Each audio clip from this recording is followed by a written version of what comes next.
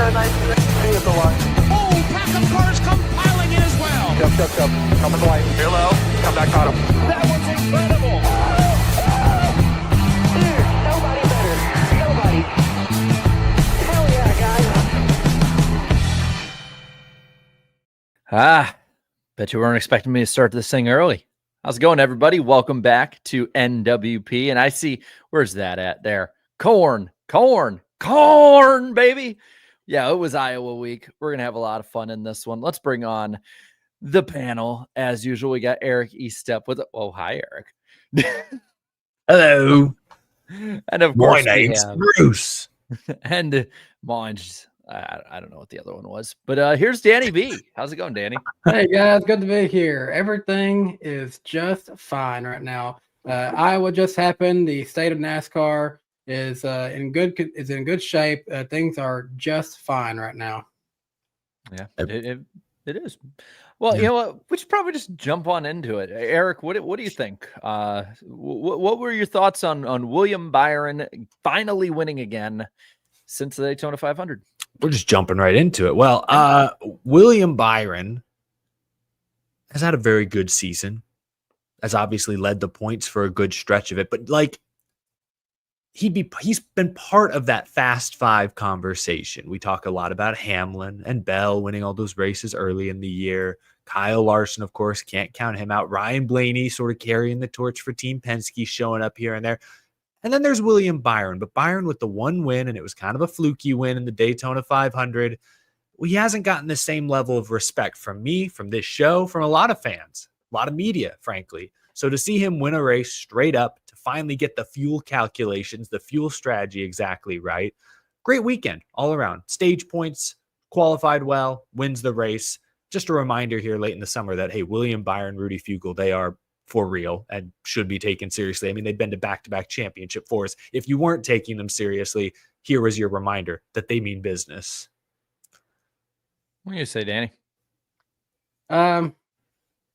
It's the reason I am like this right now is because I'm like the little doggy and who's just sitting in the room on fire and everything is fine. Because that's all we can say, I guess, with the fact that we're having to rely on fuel strategy and other formulations like that to be the only form of entertainment on the short track package right now in NASCAR. This is fine. Everything is fine. So you're saying that Byron almost flew too close to the sun, you might say, with their with that fuel strategy. Yes, indeed. Little Icarus. While I reset myself, I don't know. What was wrong? I didn't see anything. Fix the world. We joked when Danny entered the call before the show, he was like glowing like that. And we thought you should just start the show like that and see what people said. We just will pretend it's normal. But awfully at that. Made it 3 minutes. No, in all honesty, though, I feel like the last however many weeks we've been having someone say like, "I'm not going to make it on fuel," and they make it on fuel. Yeah. Yeah, we'll talk about that. Did Joey Logano share his Nashville like fuel with everybody? I mean, because something's SMT out data. there. Yeah, SMT data. We'll talk about that in a moment. But I do want to bring up with William Byron. You know, I think that this year there really has. I think there's been a conversation in general, especially in the summer, but in general around Hendrick Motorsports, whether it be Alex Bowman on the cut line, whether it be Chase Elliott's not winning enough, whether it be Kyle Larson and his horrible winless streak that as a junior fan, I'm jealous of being the horrible winless streak of his, career the last 5 years. And William Byron hasn't won and is sort of like been there, but not at the top. And I think it's kind of, a bit of a wake-up call too, because he also, if I'm not mistaken, led the most laps in this race. So it's not like he was just up there and he didn't have any speed either. Yeah, no, you would be correct. I mean, you look at this may say a lot about the next gen car, of course. And I know there was a lot of strategy and drama to get to this point, but the top two finishers were also the top two qualifiers. So Byron, Briscoe qualified well, maintained track position most of the day, and we're there at the end. Now, it put a full race together. It is interesting how this summer the dynamic at Hendrick has swapped a bit. Beginning of the year, Larson and Byron were leading the way. Elliott was consistent but not winning. Bowman chugging along. And then this summer, Larson kind of up and down. Byron fast, but not finishing well. While Chase Elliott, meanwhile, recently was on a heater. Alex Bowman has like 7 top 10s in the last 8 races or something ridiculous. He's back to being really consistent. Like, it feels like maybe all of Hendrick is kind of leveled off a little bit now this summer, which is good news for Bowman and Elliott. Has been bad news for Byron and Larson. But that's why I say this was a much needed reminder that the 24 team has been legit now for going on at least 3 straight years. And I don't think they're slowing down anytime soon. No. Now, I want to talk about the car in a bit because that's a big talking point, especially from this race. But I also want to talk about a few of those who really performed in this race, right? Because I think a different cast of characters than a lot of people might have been used to most of this year. For one, RFK Racing as a whole in this race looked really, really solid. I mean, you have Brad Keselowski up there. I believe he finished 3rd, and then Ryan Preece. I think he came home 5th and maybe 6th. I think 5th. Yeah. So two in the top 5. Busher maybe not up there as much, but still, like, generally a pretty damn good day for RFK. Yeah, it was good. It was encouraging for Keselowski especially, and really felt like, I say encouraging, it's discouraging that he didn't win the race. It felt like he was a car to beat. Swept the stages. I think he led the 3rd most laps behind Byron and Briscoe, but was in the mix all day. And you know how tough the start to this season was. They've rallied. They have, like, I looked it up. I mentioned it on my show the other day. In the last 12 races, they have an 11.7 average finish. Keselowski does. That's like Chase Elliott, like William Byron, Denny Hamlin level. That is elite average finish numbers. He just needs to win because the start of the year was so bad. It doesn't really matter. He has to win. This was a golden opportunity. Hopefully some of that speed will translate to Richmond. Preece being in the mix really gives you a good notebook as a whole team. But the hard part for Roush, and I know we'll look at the points in a bit, but all 3 of their drivers are essentially vying for 1, at best 2 playoff spots. Like, I think the odds of them winning the next 3 races are highly unlikely, like each getting a win. Like, odds are if Keselowski had won at Iowa, he would have knocked Chris Buescher out and made it even harder on Ryan Preece. So it's like, it feels like best case at this point, 1 Roush car is going to make it, and it could be any one of them. Yeah, the irony of all this is that who benefited the most from Byron winning instead of Keselowski was Byron's teammate Alex Bowman and Brad Keselowski's teammate Chris Buescher. That's true. Yeah. Very true. You know, you talking about teammates, I'm kind of want to skip around a little bit here, but talking about Byron's teammates, they had a little bit of headline in this race. Kyle Larson, Chase Elliott make contact multiple times. Larson over the radio sounded just heated in general in this race, uncharacteristically. What do we make of that? We think this is something that's gonna maybe boil over, or is this just another nothing burger? I can imagine that their fans were calm and very understanding about this entire situation, misunderstanding. So it's a nothing burger for you, Danny? It might be more nothing internally, but man, I just one of those things the fans will carry through until we get into the playoffs and probably past that for sure. Yeah, I mean, Larson had issues with a lot of guys in that race. Felt like he was getting used up a little bit. He ended up finishing 28th, and I don't even recall how he ended up 28th at the very end. He got caught up in one of those front stretch wrecks, and NBC never covered it. Oh, he got like dinged in that, like got some damage. Yeah, the onboard, like his nose was crushed in, and they never followed up on it. Yeah, so 28th. I mean, just being upset with the result. I thought the radio outburst was more something than the Elliott Larson door slam. That felt kind of like a pissing match between 2 champions, you know, just like, hey, you hung me in, you wedged in the middle of me last restart. I'll do it to you, even if it doesn't make sense. I'm just going to do it just to say I did. And, you know, they're lucky they didn't both crash. But the blow up on the radio, I don't think it's anything big long term or anything major, but you kind of mentioned it earlier, Jarrett. It's been 12 races, I think, since Larson's last win. That's a very normal winless streak for really anyone, even the best drivers in the sport. 12 races is nothing. But for Kyle Larson, that is his 3rd longest losing streak in the next gen era. So he doesn't go months without wins very often. And, you know, even though he's been running top 5 and getting decent finishes this summer. He's not leading the laps like he was. He's not racking up the playoff points. And I think as the summer winds down, the fall is right around the corner. I think that pressure, I don't want to say that pressure, but I think that lack of performance is starting to weigh on him a bit. I think they feel like they've let some opportunities slip away, and it could come back to bite them in October, when they need every extra point they can get.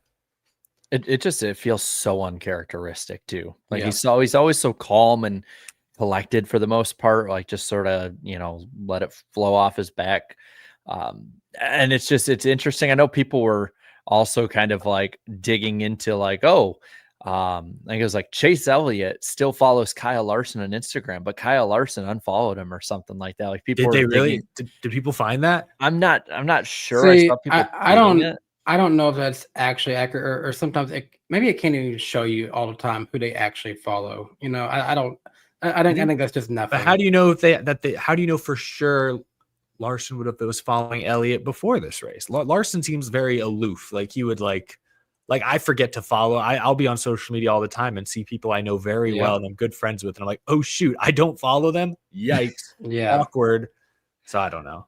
I'm already seeing like, cause you know that there's going to be so many people with such a big fan base that are hyper focusing on this. But I have to admit, like, because they've made contact before, let's be honest, because they're two elite drivers that will be up at the front running for wins, running for a championship. Like, I think it's something at least to keep an eye on of like, hey, like if they get into it again, this isn't just, it wouldn't be an isolated thing. Do I think it will? Probably not, because Hendrick is trying as best they can to just never be in the headlines for anything but winning. But their teammates that run up front will always run into each other at some point. Just look at Jeff and Jimmy. Yeah, when we know Larson kind of races everyone the same. I mean, you kind of mentioned like they've had their run-ins at Watkins Glen a couple of years ago, or I mean, in the Xfinity race a couple of weeks ago. I know they aren't directly teammates, but Larson lost it underneath Justin Allgaier. It wasn't intentional, but he's going to race really hard no matter who he's around, and sometimes a teammate will get caught in the crossfire. That seems to be what happened here. On the other end of back and forths, what do we think about Hocevar and Zane Smith? You think they'll be going out for a beer anytime soon? Okay, I think that's something. Those two have had beef for a lot longer than people realize. I was like, wait, can Hocevar legally drink? And I'm like, yes, he can. I think he's 22. Yes, he can ride a Dente. Yeah. I guess that sponsorship wouldn't make a ton of sense otherwise. But yeah, I think I remember stuff about them in the past. Like they've had issue for a long time, a lot longer than people realize. Yeah, I mean, this instance here, Hocevar messed up and got into Zane Smith. That's on him. I thought Zane's quasi retaliation attempt was curious. Alleged retaliation attempt was curious. I didn't love his crew chief, Ryan Bergenti, going up to Hocevar on pit road immediately after the race. That felt to me like that's the driver's place. I don't blame Bergenti and the 38 team for being really upset. This is like 3 races in a row now they've been crashed out of. A few weeks ago, Zane Smith was knocking on the door of top 20 in points. I think now he is back to, I want to get this right, he is back to 27th. So they have dropped off hard in a short period of time, not really because of their own fault. So I completely understand the team being angry with Bell, with Hocevar, but I feel like that's the driver's place. You're the face of the team. It's your job to manage the other drivers around you and how you react. That feels like where Zane Smith needed to step up and get involved. I don't love crew guys confronting drivers, but I understand the frustration, I guess, is what I'm trying to say. And I mean, add them to the list. Like Hocevar said, take a number. You got Stenhouse still owes him something. Zane owes him something now, maybe. I mean, I think the on-track incident was a pretty honest accident. We saw a lot of guys slip up and spin people like that all day long. So speaking of slipping up, Jake Bynum actually brings up an interesting point in the chat. Talk about the and I don't know how NASCAR will do this because it wasn't something that was seen on broadcast. It was caught by, I think, Frontster or something like that. Zane Smith's crew chief did call Hocevar the R word. We've seen Haley Deegan get in the past for this word being used in the past. I don't know if they'll step in and do any kind of punishment there. What was her penalty? I don't remember exactly. Sensitivity training. Yeah, probably something off track like no, that. They'll probably have them at least do that. Maybe I don't know. Sit in front of a computer screen for 2 hours or so and be told, "Don't do that." Like I just don't get why I don't like the crew chief going up to the driver. Like that's the driver's job. Yeah, that should be handled between the drivers, not the. And this kind of goes back to that incident with the pit crews fighting at Sonoma. Sonoma, right? Yeah. Mm-hmm. Yeah, I honestly I don't know how that'll all go, but I just it's such a stark contrast from Indianapolis where the 38 team was, every single one of them had Christopher Bell coming up and apologizing and all of that. And there was the understanding. And this one, it's like, even though it probably was an accident with Carson Hocevar, like I love him, but you don't earn the benefit of the doubt at this point. You don't think it was on purpose? You think he purposely spun Zane Smith? No, I don't think he purposely did, but you're never going to get the benefit of the doubt at this point. Well, I just think it's at this point now, for Carson at least. I think at this point, just accidents. When Hocevar makes an accident, I feel like people are treating it like it was on purpose. And I think that's because so many accidents have piled up. It feels like even though it wasn't on purpose, you need to be better. Like, we can't trust you to be on this racetrack because you're spinning guys out every week. I guess that's where it comes from. And so I don't know how you handle that. Like, I think Hocevar, even if it's an accident, you want to go talk to him. If you're Zane Smith there, go for it. You by all means. But I don't know. I don't know what happens from here. Like, how do you? I mean, it looked like Zane also did try to retaliate and failed. So, what do you do now? I mean, but I get now with Hocevar at this point. Like, I get why he just doesn't care. Like, everyone's gonna be mad at me, so I'm just gonna do what I do, even if it's not intentional. At this point, you kind of have to it's such an early age like that. You got to decide now: am I gonna be the good guy who pushes over from conflict, or am I just gonna embrace it and be the heel that everyone loves to hate? I thought Tommy Baldwin this week on a Door Bumper Clear, and we know he's not a Hocevar fan. I think he's made that pretty clear in the past, but he was already starting to talk about, like, if you don't get the results to back it up, if you continue to make enemies and be kind of oblivious like Hocevar is, like, you could be run out of the sport the next day. Like, this may not last forever. It was a very ominous sort of warning, and it's noteworthy because Tommy Baldwin's been an owner in the sport. He's an works for Rick Ware right now. Exactly. Like, so he knows what he's talking about, and there's a lot of guys in the garage that think like he does, even if they don't have a podcast to voice their opinion. So I do think that's noteworthy because so far I don't feel like Hocevar's aggression has really come back to bite him. I think there are little things in the race, guys racing him hard, maybe a little rub here and there. I think there are little things we don't see that are the result of him having this reputation. But like in this case, he spins Zane Smith out. Accident, sure. He finished 8th. Like, Hocevar ends up with the top 10. I remember Nashville. Remember that was the first incident with Stenhouse. Didn't Carson finish like 2nd at Nashville? So like anytime he does something, he ends up finishing really well. So I just don't know that it's come back to bite him yet. But to Tommy Baldwin's point, if a year from now, 2 years from now, Hocevar still doesn't have a win, Spire Motorsports, based on the Justin Haley rumors, continuing to be very impatient with their young drivers. Like, if he loses this ride or doesn't live up to expectations at Spire, doesn't sound like Rick Ware would ever pick him up. Like, are there other owners out there that would view it the same way? Is he worth the hassle if the on-track results never quite reach expectations? I will say that I don't want him to stop with the personality of, like, take a number, any of that kind of stuff. Because, like, the garage pretty much, and I honestly, it's more Hendrick and Chevy pretty much neutered Ross Chastain from how he was in 22 and 23. And I thought that was incredibly fun and entertaining that whole year. It was like Ross's reign of terror. I loved it. Mm-hmm. I don't want to see Hocevar just be another driver out there. Everyone complains so much about how we don't have personalities and how we don't have people that go out there and are going to go against the grain. And that's what I love about Hocevar. It's like, he doesn't care. Like, he'll go against the grain. Now, is it smart? No, but it's really freaking entertaining each week watching it. It's just, I as much as I like Hocevar, I kind of want to see just what kind of comeuppance he does get from that person. The F around and find out coming around to him, because it's going to. I want to see how and where. I want to see a situation. We see him in the front at a few races. I want to see him in the front with a guy like a Kyle Larson or a Denny Hamlin and see them just race as hard as they possibly can. And if it goes great, good. If it goes south, let's see what happens. Yeah. What do you think? And we won't go too far on it because there's plenty of stuff from this race still to get to. But what do you think are the odds that, like, by this time next year, Carson Hocevar has gotten involved in a fight? Like, he's done something, he's screwed with the wrong person, and they just had enough and took a swing at him. I guess we'll do it like percentage wise. I'd say probably- it's 50-50. Yeah, 50-50 is fair. I think I'll go like 50-50. Yeah, 50%. I'll go 60-40. I'll go. I think it's slightly more likely than not that he's involved in some sort of physical altercation. The chat's already saying 100%. Yeah, I don't know.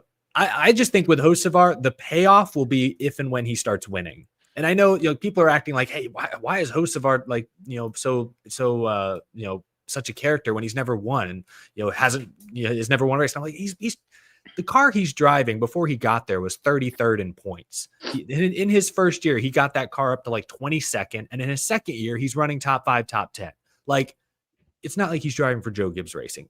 If he wins a race in this car, that's extremely impressive. But I think that's what it's going to take. He needs to start winning here and there for people. I was with Ross. Like, Ross won right away at Trackhouse. And so when he started to get into it with guys, it's like he had credibility. I think that's the problem is for some fans, Hocevar lacks credibility because outside of a few truck wins, he hasn't won a lot of NASCAR races yet. Sports equivalent to Carson Hocevar in this car is like football coach Clarkley at Vanderbilt. And he came there, I think, last year or 2 years ago.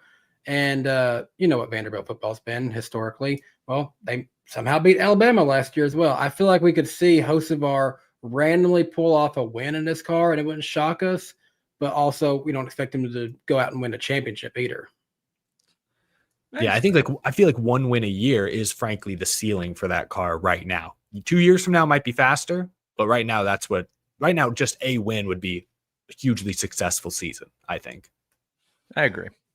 I know we kind of pitter-pattered around it. There was a lot of spotlight on the next gen car this week. There's been for a while, and I'm gonna be honest, like, I think this has been boiling for a while this season in particular. It's just that there's been like playoff committee stuff, or there's like a good race that does happen, or there's, other storylines that have kind of superseded this at this point. And this week, there really wasn't some major storyline that took all the headlines and got in the way. And this has taken center stage. There's been a lot of talk of the car. And I kind of, of all the races, like I gave this like I was like hemming and hawing between a 4 or 5 out of 10. And I gave it about a 4. I thought it was below average personally, especially when compared to the Xfinity race I was much more interested in. But of all the races for there to be the massive blow up about it, like, I'm surprised it's this one compared to some of the other races we've had this year. Like, I don't know if you guys had the same feel.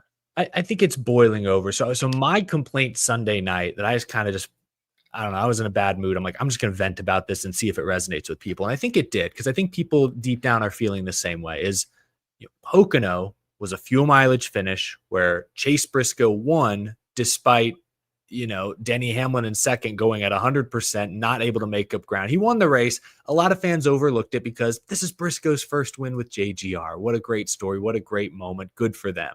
And then the Brickyard, another fuel mileage race, double overtime. Looked like more guys were going to run out than did. Bubba Wallace wins. Crown Jewel, first win in 3 years. Kind of overshadowed, kind of masked the issues with the car, like you're saying. But this week, William Byron, all due respect, he's won a lot of races. We're used to this headline at this point. Same situation, fuel mileage finish. He's running half throttle down the straightaway, yet Keselowski, Briscoe behind him could not gain. And I think fans just had enough. Suddenly, every fan realized, hey, I've seen a lot of fuel mileage races lately. They've turned Daytona and Talladega into a fuel mileage race.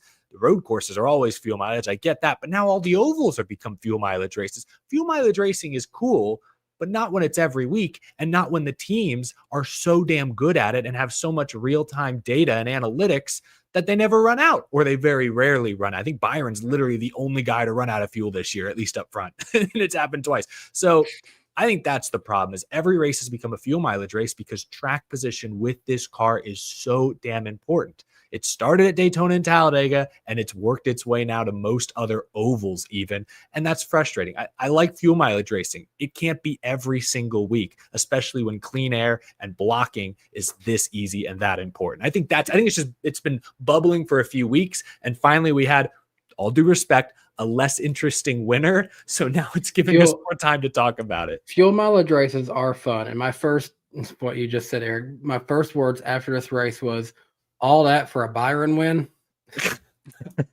But, fuel mileage races were also more fun when they came naturally and not because we're just kind of that they're just there because of, the way the stages are going to work out. Like Jarrett, you probably remember this because it was one of the many chances we nearly saw a junior win in his bad spell.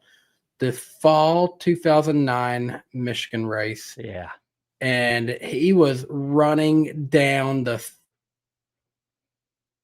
Oh, man. Danny ran out of gas. I think he got the second. Sorry, man. I'm running out of gas like Junior. I think you're back. No, I think you're back. You're back. Keep going, man. You're sputtering there, but you're back on. Do I need to go back to the sun? No, you got the reserve fuel going. Keep going, man. You got it. Okay. Solar power. But he was tracking down the front. And did he get second? I don't remember. He got third. Yeah. But Brian Vickers ended up winning that race, having to do everything he could. But Junior was just like, he was riding the high line. He had nothing but fuel. And I guess they really think the tires the only thing really ended up hurting him at the end of it, because he just basically ran the tires off trying to go as fast as he could. Yeah, like that race, like, you can think of the craziest fuel mileage race I can think of was 2015 Pocono. Logano and Busch ran each other out. Yeah, didn't Matt Kenseth win that race? Oh my God, we're going to win at Pocono? That was my thoughts too. Me and Kenseth thought the same thing at the same time. Yeah, Matt Kenseth won that race. I remember Jeff Gordon was running 15th. He had finished second or third. I remember Junior was 28th. He finished fourth, and it was just nuts. But like you said, it happened naturally. The cautions happened when they needed to, and it wasn't just because of the car. And I think we're getting the fuel mileage because of the car, more or less, because the whole race at this point, it's so hard to pass everywhere that you have to just extend it so you have a shorter pit stop or the strategy within whatever way that is. And what doesn't help is the cars don't have enough power, that when someone is saving fuel, there isn't enough speed discrepancy for those not saving fuel and 100-lap fresher tires to get past the leader that's saving fuel, or a 35th place car that's sputtering around 3 seconds off the pace. And the frustrating part with the car for me, because I kind of vented about it on my post race, I vented about it in a video, and I saw others vent. I feel like this is just a venting week. Is it's not just one big thing. It's not just the aero, it's the tires, it's the underbody, it's the horsepower, it's the rear axle, it's the rear view camera. You could just keep going down the line. And there's not a clear fix, right? And that's what's frustrating to me. Because there's so many. I have statistics actually of a specific thing. I'll get to it in a bit, but I want to hear more. What if you guys are feeling the same way on that? Because I'm just I'm just exacerbated. It's exhaustion. I mean, I think a lot of folks probably heard Dale Jr. on his podcast. I think yesterday he sounded defeated. Kevin Harvick, Denny Hamlin did not mince words on their shows. They essentially said the car sucks. Simple as that. But is kind of this reluctance now to get into it. Even last time I had to talk about it, I'm like, man, I got to talk about this again. What am I going to say that hasn't been said already? And I know Elton Sawyer this week came out and said, hey, we're looking at increasing the horsepower at certain short tracks, hopefully next year. That's a good move in the right direction, but 50 to 80 more horsepower isn't going to make all the difference in the world. That is not the magic elixir that's going to fix everything. The car does need just a fundamental redesign, and that would take millions of dollars that NASCAR is not capable of footing in its entirety. And the teams don't want to foot that bill. This current car is only 4 years old. Maybe 4 or 5 years from now we can get to a point, but I don't think it's happening anytime soon. And that's why it's frustrating. I think you got to do everything you can. You got to keep getting aggressive with the tires. Goodyear deserves a lot of credit for what they've done at certain tracks this year. They missed it at Iowa. Was not a good tire wear situation at Iowa. Some of that's the repave. Some of that's the track. The track needs to own it. Why did they only repave 2 lanes at Iowa? That's stupid. That's dumb. That's awful. But it's a number of different things you can keep working on. More horsepower, if that's true for next year, is part of it, but it's not going to fix everything on its own. I have an idea. I've seen people say all the time, hey, why don't they just use the same car that the Xfinity Series cars, the Xfinity Series uses? And you know what? I don't know exactly what the schedule's going to look like next year. There's been rumors that maybe Wilkesboro gets a points race, and maybe Rockingham could be a track that gets the All-Star race. I don't know what the future is exactly for that. If they do go to a track like Rockingham, hey, let's try the All-Star race using Xfinity Series cars and just see what happens. I'd take anything at this rate. I mean, I'm seeing people bring up like there was passing because Bubba went to 30th to 6th place in like the last run of the race. He had 100 lap fresher tires almost. Yeah. Like the way the tires worked was they didn't wear a lot. And then, like, depending on how you're set up, by lap 80, you might start cording. And then they go from 100 to 0, just like that. And that's what allowed Blaney and Bubba to make a lot of passes. Yeah. And so, there's so many, just everything to me about the car needs fixing in some way. Right. Mhm. And like I saw Dale Jr. this week talking about it and how just down he sounds about it. And he brought up one part too was the single lug, right? And I know that that's going to seem like weird to bring up, but I ended up finding an article. Like I wish I could credit who it was because they had a great like registry basically of this. But detached wheels in the next gen era, there have been 51 detached wheels in the last 131 races in the next gen era, 2022 to 2025, 23 races in. There have been 52 detached wheels from 1993 until 2021, 1,012 cup races. So, like, this car too, I mean, it's fundamentally, it's not being fixed. Like 4 years in, they would have figured out this thing if it was a quick fix or something that they just weren't used to. We went from having a detached wheel once every 20 races, so maybe once or twice a season, to once every 2 or 3 races. I mean, it's just basic things that have not been a problem since the 50s are a problem with this car. It's just, it's ridiculous in every level. And we're probably stuck with this for the next 6 or 7 years. Yeah. I don't know what major modifications can be made besides tires, horsepower, and another roof rail or fin to keep from blowing over at Daytona. Just, I just, this, I get that they had COVID mess up the schedule for bringing the car in. That's why it was a year late. But at this rate, like even if they had the full schedule, it's clear that they rushed it out. It's clear this was broke on arrival. The amount of injuries we were getting when this car first came in was thank God that's been fixed. Yeah. Yeah, well, good point. That's a great point. I think a lot of this car, I think from it all comes back to fuel saving and tighter racing, I think is the main stuff. And there's a road course argument to be made as to why there's a smaller sidewall, why they followed more of a sports car template, I guess, the single lug.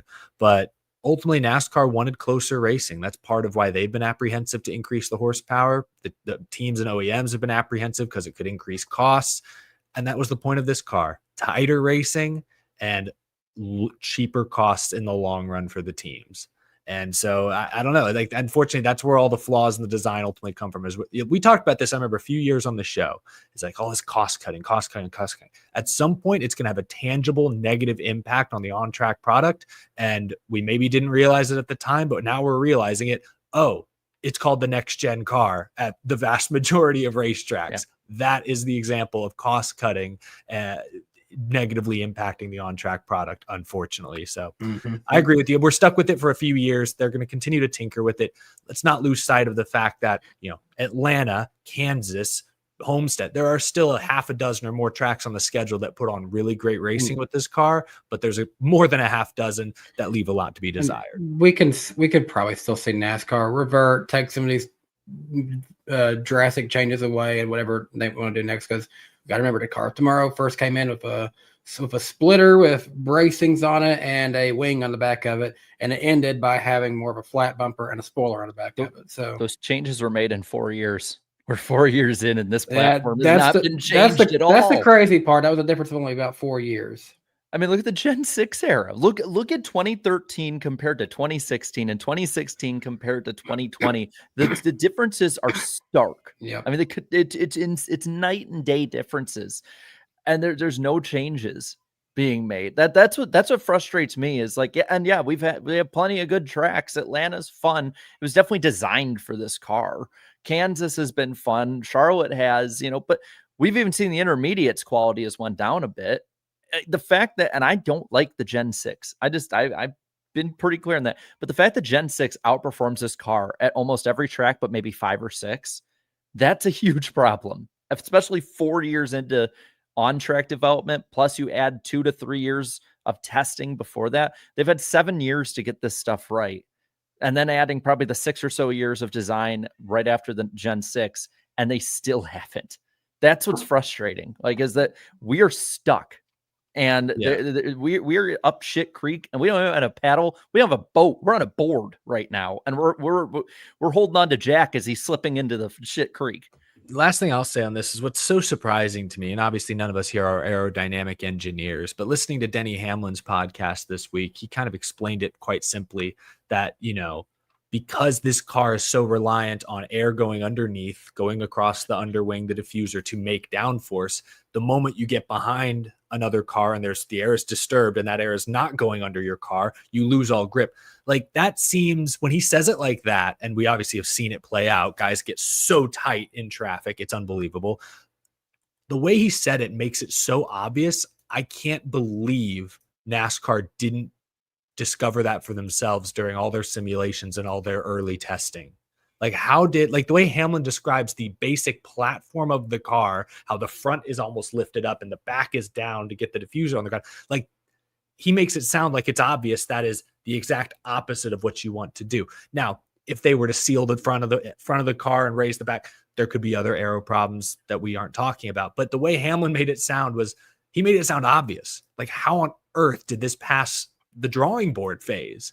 And if that's true, I mean, I'm obviously no engineer, but after seeing it in person, I'm like, yeah, how on earth did they not see this aero tight condition being so severe? Like, how did they not address that in the early, I'm talking 2019, 2020 stages of designing this car? It's shocking that I guess this platform made it as far as it did.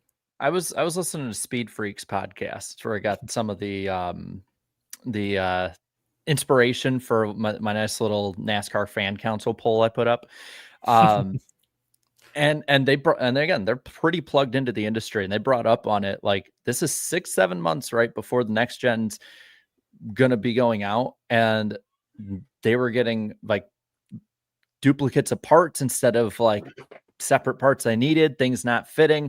They talked about these aero issues for well over a year, and NASCAR basically like, put their head in the sand from the sound of people who are plugged in the industry, but don't have to be at the track and get access every week and sort of not say that. That's a crazy, because we heard rumors about that. There were rumors about it and sort of got hushed the whole damn time. Well, and some of that you can justly blame on COVID and supply chains and manufacturing costs and delays. Push it back. You could have, but I mean, they did push it back a whole year. So I understand, but I'm saying, like, early in the design phase, that should have been the fact that they 3 months before the season suddenly said, shit, add 100 horsepower. Mm-hmm. Remember that? Like 2 months before the season, we were going to have 550 everywhere. And they panicked and said, damn it, add 100 horsepower because this isn't good. 2 months before release. That should have been our first sign that it wasn't right. It just, I mean, we're not experts. We are armchair engineering over here, but the way other people who are smarter than us talk about it makes it sound obvious from the start that they made a lot of missteps. And unfortunately, they're rearing their ugly heads on the track today. What Denny Hamlin talked about of the car having to be up instead, like down in the rear, up in the front, like that goes against.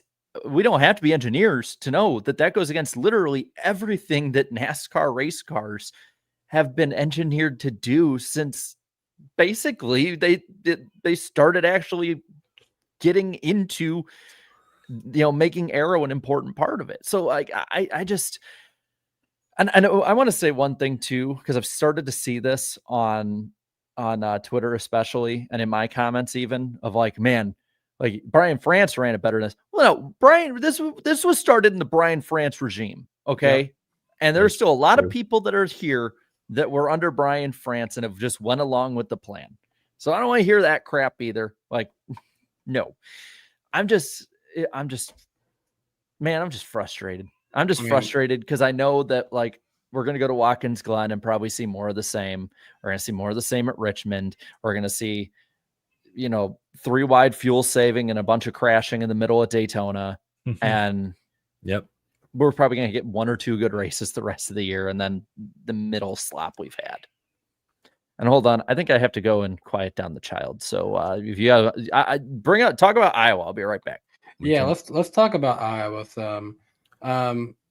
Let's actually pick up on this one, Eric. What do we think about Iowa being on the schedule moving forward next year? I mean, what's been the overall thoughts of Iowa?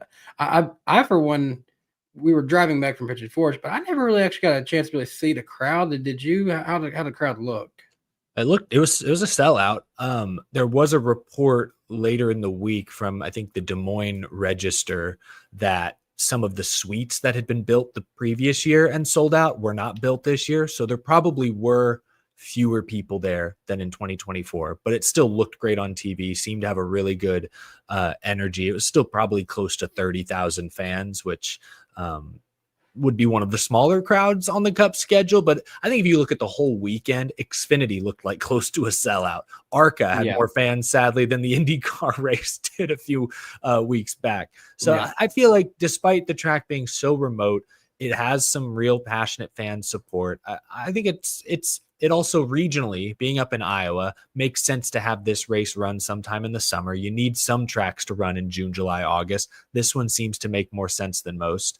I hate what they did with the repave, not repaving the full thing, but it does seem to have worn out a decent amount year 1 to year 2. So I think I'd like to see it stay. But I sounds like it might be kind of 50-50. That's my feeling. It's so bizarre that it took as long as it did to finally get the Cup Series 2 race there, especially considering that it was design and a lot of influence for it even being built was done by, Rusty Wallace. And it started being built in 2005, which is crazy. It's only 20 years old. But according to Kelly Crandall, she says that they might even have some infrastructure issues with the track. And, being only 20 years old, that's like, dang, what they built it with toothpicks? I mean, yeah, well, for years it didn't have a Cup date, so I don't know what the revenue for that track looks like. But it's a good track. I'd like to see it stick around. But someone in the chat, I missed it, mentioned that, hey, even Road America had a great crowd. Didn't keep them. It didn't save that track from being fallen off the schedule. And that's fair. It's also worth noting NASCAR owns Iowa, as I understand. That is an ISC-owned track, so it allows NASCAR to be more flexible, plug it in when they need to, take it off when they need to. So it could be one of those tracks that's off the schedule 1 year, back on the next. We'll see. But overall, I would like to see it return. I think I would. I'd like to see another one. Yeah, apparently drivers are really in support of going back to Iowa. And over to the PA, they were saying, hey, they're offering renewals for 2026. But of course, we know that doesn't necessarily mean anything. They were selling tickets to a 2022 Clash at Daytona that was at the LA Memorial Coliseum. So dang, can't really bank on that one being a big deal. But what is something we can talk about, and Eric, I know you probably don't have the graphic for this like Jared I do. does. I can pull it up. You do. Okay. Are we talking about this graphic? Oh, there it is. Whoa. Oh my gosh. I have the power. So speaking of having the power, I have the power as an Alex Bowman fan to freak out a little bit because he's plus 63, which since the terrible string of bad luck from Charlotte to Michigan, he has recovered incredibly well. But because of all the new random unexpected winners we've had, even though he's 63 points to the good, he is in serious danger with only 3 races to go left to qualify into the playoffs. Now, this weekend, we're going to Watkins Glen, and we have to imagine that SVG would be the favorite to win this. And if he wins, then that's another race where he is safe. He just has to then survive Richmond, which could be a normal winner, but last year Austin Dillon won that race. So we don't know really what to expect. Now, in the way Austin Dillon won it, he did not get to make the playoffs because of that. So there's always a weird factor there. But then Daytona is, of course, the big animal. If he can get to Richmond still in the situation, well, then he would theoretically lock himself into the playoffs and wouldn't have as much to worry about. Yeah, I feel decent about Bowman's spot here. Chris Buescher is still only 40 points back. That can be made up with three races to go. But I think barring a new winner, Bowman should be safe. But I feel pretty confident there will be a new winner. It could be Bowman or Buescher. Could be Priest, could be Brad, could be Busch, could be Ty Gibbs, like McDowell, Allmendinger this weekend. I think a lot of guys have this race in particular circled. Richmond, I think there could be, that's where a guy like Buescher or maybe Brad could show up and surprise us. But if not for Watkins Glen, I think Daytona is probably the final wild card race. So I feel good if I'm Bowman. I think he has put together a really strong couple of months. Jarrett, welcome back. Yeah. I have to admit I jumped in mid conversation there on that part, but the thing is like all it takes is one crazy restart, which is probably why NASCAR changed the restart zone this weekend. I don't know if you guys brought that up with Watkins Glen. We have not, but it's just before turn 7 now to kind of spread the field out a tiny bit more before they get to 1. So but again, all it takes is one crazy weird moment or somebody, just having their head in their ass and all of a sudden SVG is spun out or way back in the pack and it's anybody's race at that point, which yeah, exactly. And like you're saying, I give credit to Bowman. They were kind of out to lunch earlier this year and they have really pulled it together these last couple of weeks and being rewarded for it almost, or I think over a full race up, right? 63 points on the cut line currently, but more importantly, 40 up on Buescher, which is your 1 week buffer if worst case scenario. I'm pulling up the last few races for Alex Bowman. He has finished 7th, 9th, 3rd, 19th at Sonoma, 8th, 3rd, 11th, and 4th ever since that terrible run. Yeah, really, really solid stuff. Yes, very. On the ratings front, this was a mixed bag this weekend. I'll just say that. The Cup race had 2.174 million viewers. This was down 19% from the Iowa race last year. Now, granted, that was run in June, though still on USA Network. Was the most watched sporting event of the weekend, which is a positive. This was an interesting nugget I found, though. This is the 14th race in a row under 3 million viewers, which is the longest streak since NASCAR TV ratings were tracked back in 1979. This is the first time this ever happened, that there's been that many races with under 3 million viewers. A lot of that has to do with cable and putting streaming. The Coke 600 on Prime Video is another big part of that, I'm sure. Yeah, I feel like we kind of all saw this coming. I'm just curious, with it being the most watched sporting event of the weekend, does that factor in WWE SummerSlam that happened this weekend? Probably not. Okay, because that's more of I think they put that more as entertainment. Event. Okay. It has entertainment in the name. As for Xfinity, they got 1.008 million viewers, 16% increase over Iowa last year, and even an increase over their Daytona race last year. But if I'm not wrong, wasn't that impacted at points by rain? I can't remember. I don't know. They peaked at just under 1.2 million viewers at the finish. So Xfinity still going strong. Probably helps to be in one spot with, a lot of people being able to see. I will say now that, and this was really a talking point once the Prime portion was over, but now that TNT is over as well, and we've kind of moved back to USA, NBC, I will say the ratings over the summer weren't quite as bad as I initially feared when they announced this deal. Like, I thought there was a chance a lot of the Prime races would be like 1.2, 1.4 million. They didn't do that. They were all in the 2 to close to 3 million range. And TNT, yeah, it wasn't great, but a lot of tricky stuff there. I feared the worst, and while not great, while predictably down year over year, it wasn't as disastrous as I initially feared. It wasn't worst case scenario. Were you fearing a cup race would be under 1 million viewers? No, I don't think I ever thought under 1 million, but I could have seen like 1.2, 1.3, really the prime portion. I just wasn't sure if NASCAR's key demo would buy into that or would be, and then immediately switching over to TNT after you finally start to figure out, okay, prime, I get this. Where's the race? It's on TNT now, or HBO Max, or True TV, or it's like, oh god. So it could have been worse, but yeah, not great. But like that number, the streak you mentioned doesn't shock me, but it also hasn't been. It got me thinking. I'm like, it hasn't been as catastrophic as like I thought that would be more of a talking point this time of the year. Like, damn, NASCAR really screwed up with this TV deal. I don't know that we can say that because remember they did get a lot more money for themselves and for all the teams and tracks. I'll say on the Prime side, I don't think they messed up. I still think TNT was the wrong call. I would have rather been all 10 on Prime. I would agree with that. I would agree there 100%. But yeah. we don't know what the future looks like in general for that deal. It could need to be restructured. I think there could be changes with it as soon as next year, depending on how fast media works. Now, something that hasn't changed is that every week since early 2019, we have had the poll. And we had 12,000 votes on that. 10% of you said that this was a great race. I want what you're smoking. There's our fuel strategy lovers. I don't know about fuel strategy lovers or maybe Iowa lovers. 51% of you said it was a good race, so 61% net positive. 29% said it was average. 10% said it was negative. This is well below last year's Iowa race, which was 86% positive.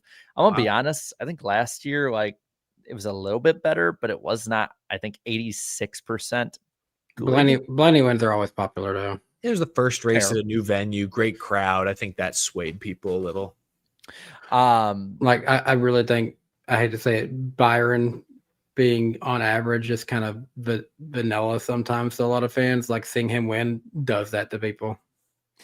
Well, so that race last year was the 8th best short track of 36. This one was 22nd, just below the 2023 Bristol night race and this year's Martinsville spring race.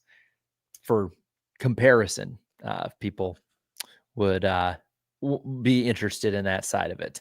As for comments, the first comment was from Spencer. Is it positive, negative, or meme? Negative. It's a positive one. Did Mother Nature not know that we were racing in Iowa and not Bristol this weekend because she thought the baseball game at Bristol was the race? It's just a meme. You could say positive. It didn't rain for us. You could say negative because it did rain on a multi-million-dollar Fox Endeavor. Man, can we just take a moment to acknowledge that is the most Bristol thing to ever happen to them? It really is. That's fair. Like NASCAR literally stopped going there in August for that reason. Did it just rain 24/7, 365 in Bristol, Tennessee? It was okay. This past weekend was the most bizarre, cold, if you will, weekend for Tennessee in summertime. August is usually supposed to be the hottest part of the year in Tennessee, but honestly, the weather here lately has just been phenomenal for the most part. We went to a water park, Soaky Mountain, on Saturday, and we're getting rained on, and it's cool, but it's like not freezing. But we're like, hey, it just feels nice. We're here to get wet anyways. What's the big deal? Some rain, as long as it's not storming. Well, I'll put it like this too. Last summer, I remember having to get up early for something, and it was like 5:30 in the morning or so, maybe 5. And you're already struggling to breathe. Yeah, it was super humid. It was like mid 80s, right? I've been getting up and going for my morning runs at around 5:45, give or take, every day for the last month or so. And when I went out earlier this week, it was like 55. And I was like, holy shit, why is it so cold? Like, it's August. Like, it was warmer for my parents up in Northern Illinois than it was down here, which was crazy. It was still nice weather. It wasn't like cold. I work with a guy who's in San Diego, and he told me today that in San Diego, it's just been like 75 degrees, and it feels amazing out there. I think That that's sounds San like- Diego most of the time. Yeah. As for the comments here and the gutter, let's go to the comments first. Ross Crash Stain said, and we got another caught. Oh, nope. This one's just the Liberty Mutual thing, thankfully. There were a lot of cautions and a lot of Liberty Mutual fake out banners. Hate that. Yeah, that thing gets me every time. Same. Moose and Masters says the fact that Blaney couldn't pass Brad while running half a second faster to catch him is terrible. Yeah. Timothy says we got to do something about the dirty air stuff. Kendrick says 550 package. Is that you? It's starting to feel like that at a lot of tracks. Too Tough Saint says best short track race of the year, if you ask me. I mean, they've all been pretty meh, so maybe. Clash was better for sure. Yeah. Patrick says my only issue was USA Network. Couldn't hear the commentary all race. I didn't have a problem with the commentary. That is not what I've heard other people complain. I've heard people complain the exact opposite. Can I turn Jeff Burton down? I've Lee heard Diffie's that. accent makes me want I've to heard be them mad offensive. because they can hear the commentary. Yeah, did you see that one former media member jackass that was going Never heard after of Lee him. Diffie? Dude, He was like back in the RPM pretty. Tonight That was days. pretty embarrassing. Like, why would for you him to admit for him to say that as a public personality like that? Why would you go out of your way to make yourself look like an ass? Old heads get way too damn. In general, most people do, but old heads in media, I've noticed that have been phased out, get way too damn comfortable on that app. Like, don't be a jackass. It's gonna be interesting the day that Moody and Heavily is no longer doing it. I'd actually be interested to see what he has to say. I'll be honest. Palm Tree says cautions breed cautions. Well, these cautions need to take birth control. Oh God. What a visual. I don't know why I'm just imagining two caution. Oh, never mind. How would that even work? Eric, we're not even after dark yet. Getting there.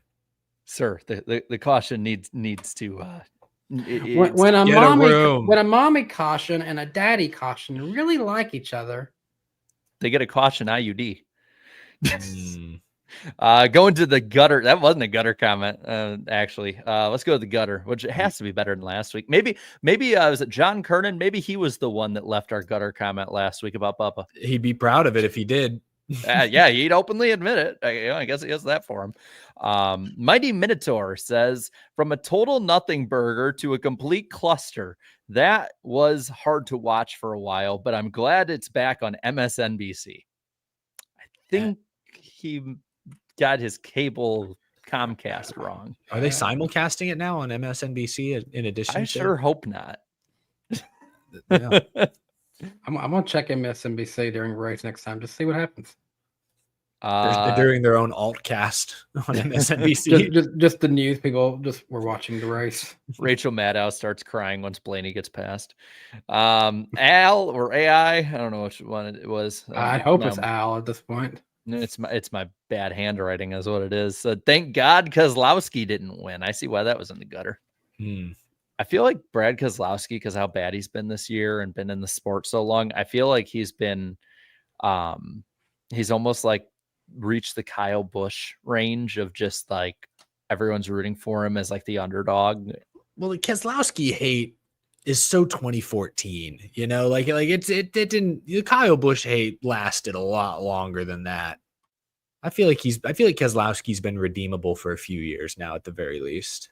I think it's just when the driver starts sucking, everyone's like, oh man, I want them to do well. Sure, of course, yeah. And then Duncan got the lowest one here on the gutter, saying, would have been a great race if it wasn't for all the cautions to start stage 3. Why did that get so downvoted? I guess because he said it was a great race. I guess that's all. That's a hot take, I suppose. But that is the poll this week. All right. A little less spicy than last week, but we got a little spice in there. You know, it ain't bland. Hey, my mouth was burning last week. I needed something to refresh my palate. I know we've reached the top of the hour, but I guess we could get into Xfinity race real quick, and that'd be a lot to talk about for that one. Yeah, that'll be a good palate cleanser as well. Sam Mayer breaks through and gets the win. How about that? Got me a prediction right with that one. Yeah, that is true. Not the only prediction you got right this week. So. we'll get there. It should be an interesting segment.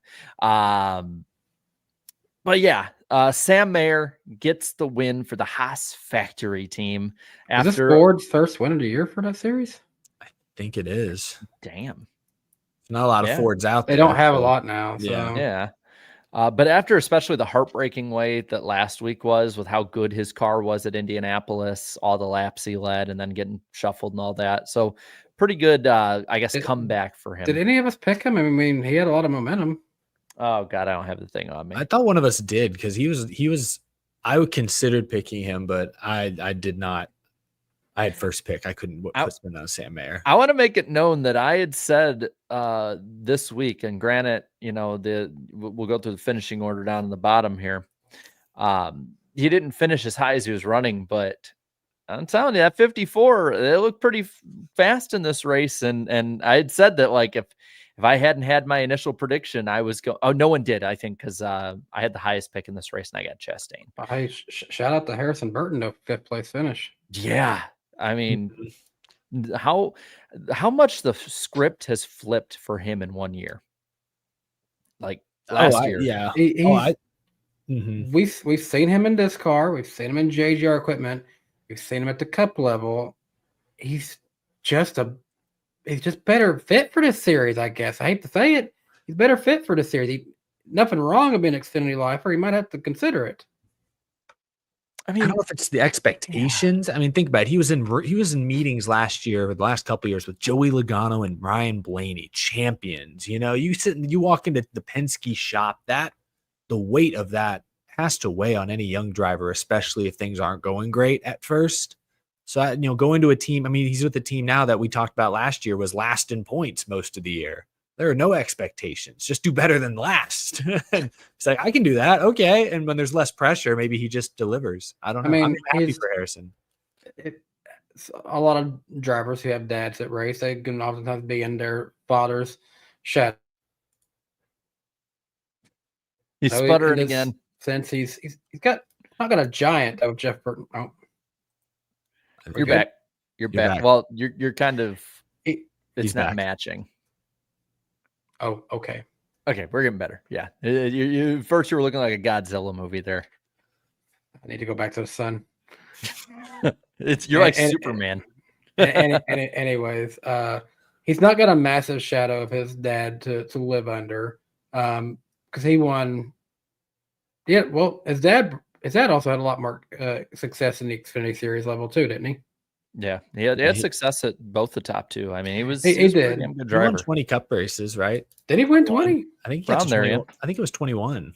Yeah, I got the list on me. I think because I more remember him at the latter part of his career. I forget about how good he really was at the beginning. Yeah, because he had the resurgence of the RCR, and then he was also really good with Roush. So he ranks 39th all time, tied with Bobby Labonte and Benny Parsons and Jack Smith with 21 wins. He's right between Terry Labonte and Chase Elliott.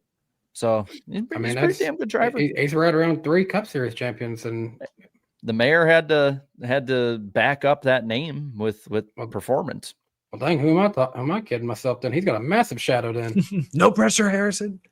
I want to give shout outs to Connor Zilich. I believe this keeps his 10 straight top 5 streak alive. Ridiculous.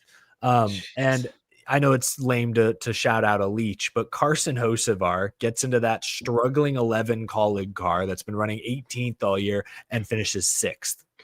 I mean, they got Michael McDowell in that car this weekend. We're going to find out real fast if it was just the driver of the car. I think we will, sadly. And I like Josh Williams, but man. This feels like a reverse AM racing, like a team that actually has its stuff together. Might not be as good as it should be, but they're like, we need to make a change. Let's get actual good guys in here working with our team and see if it was the driver.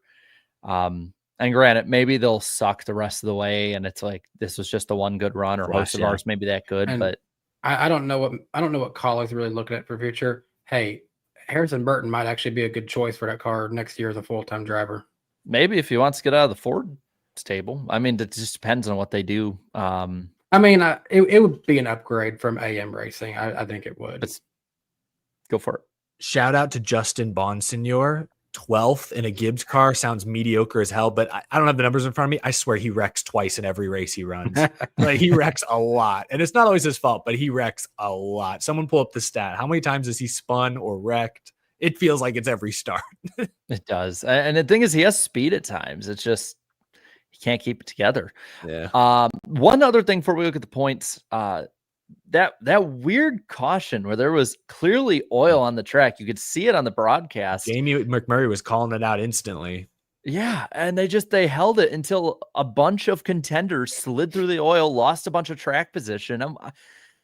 It's like every damn week, man. Every damn week we're talking about the car, the playoffs, or race control. It's one of the three.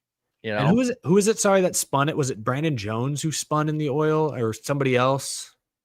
Because it's Benedetto who spun. Like it was his car that was damaged, but then I think it was Jones and someone else spun the next lap. Either way, like it could have been worse. Let's just be thankful like the top 3 guys didn't immediately wipe out in the oil and it ruined the whole race.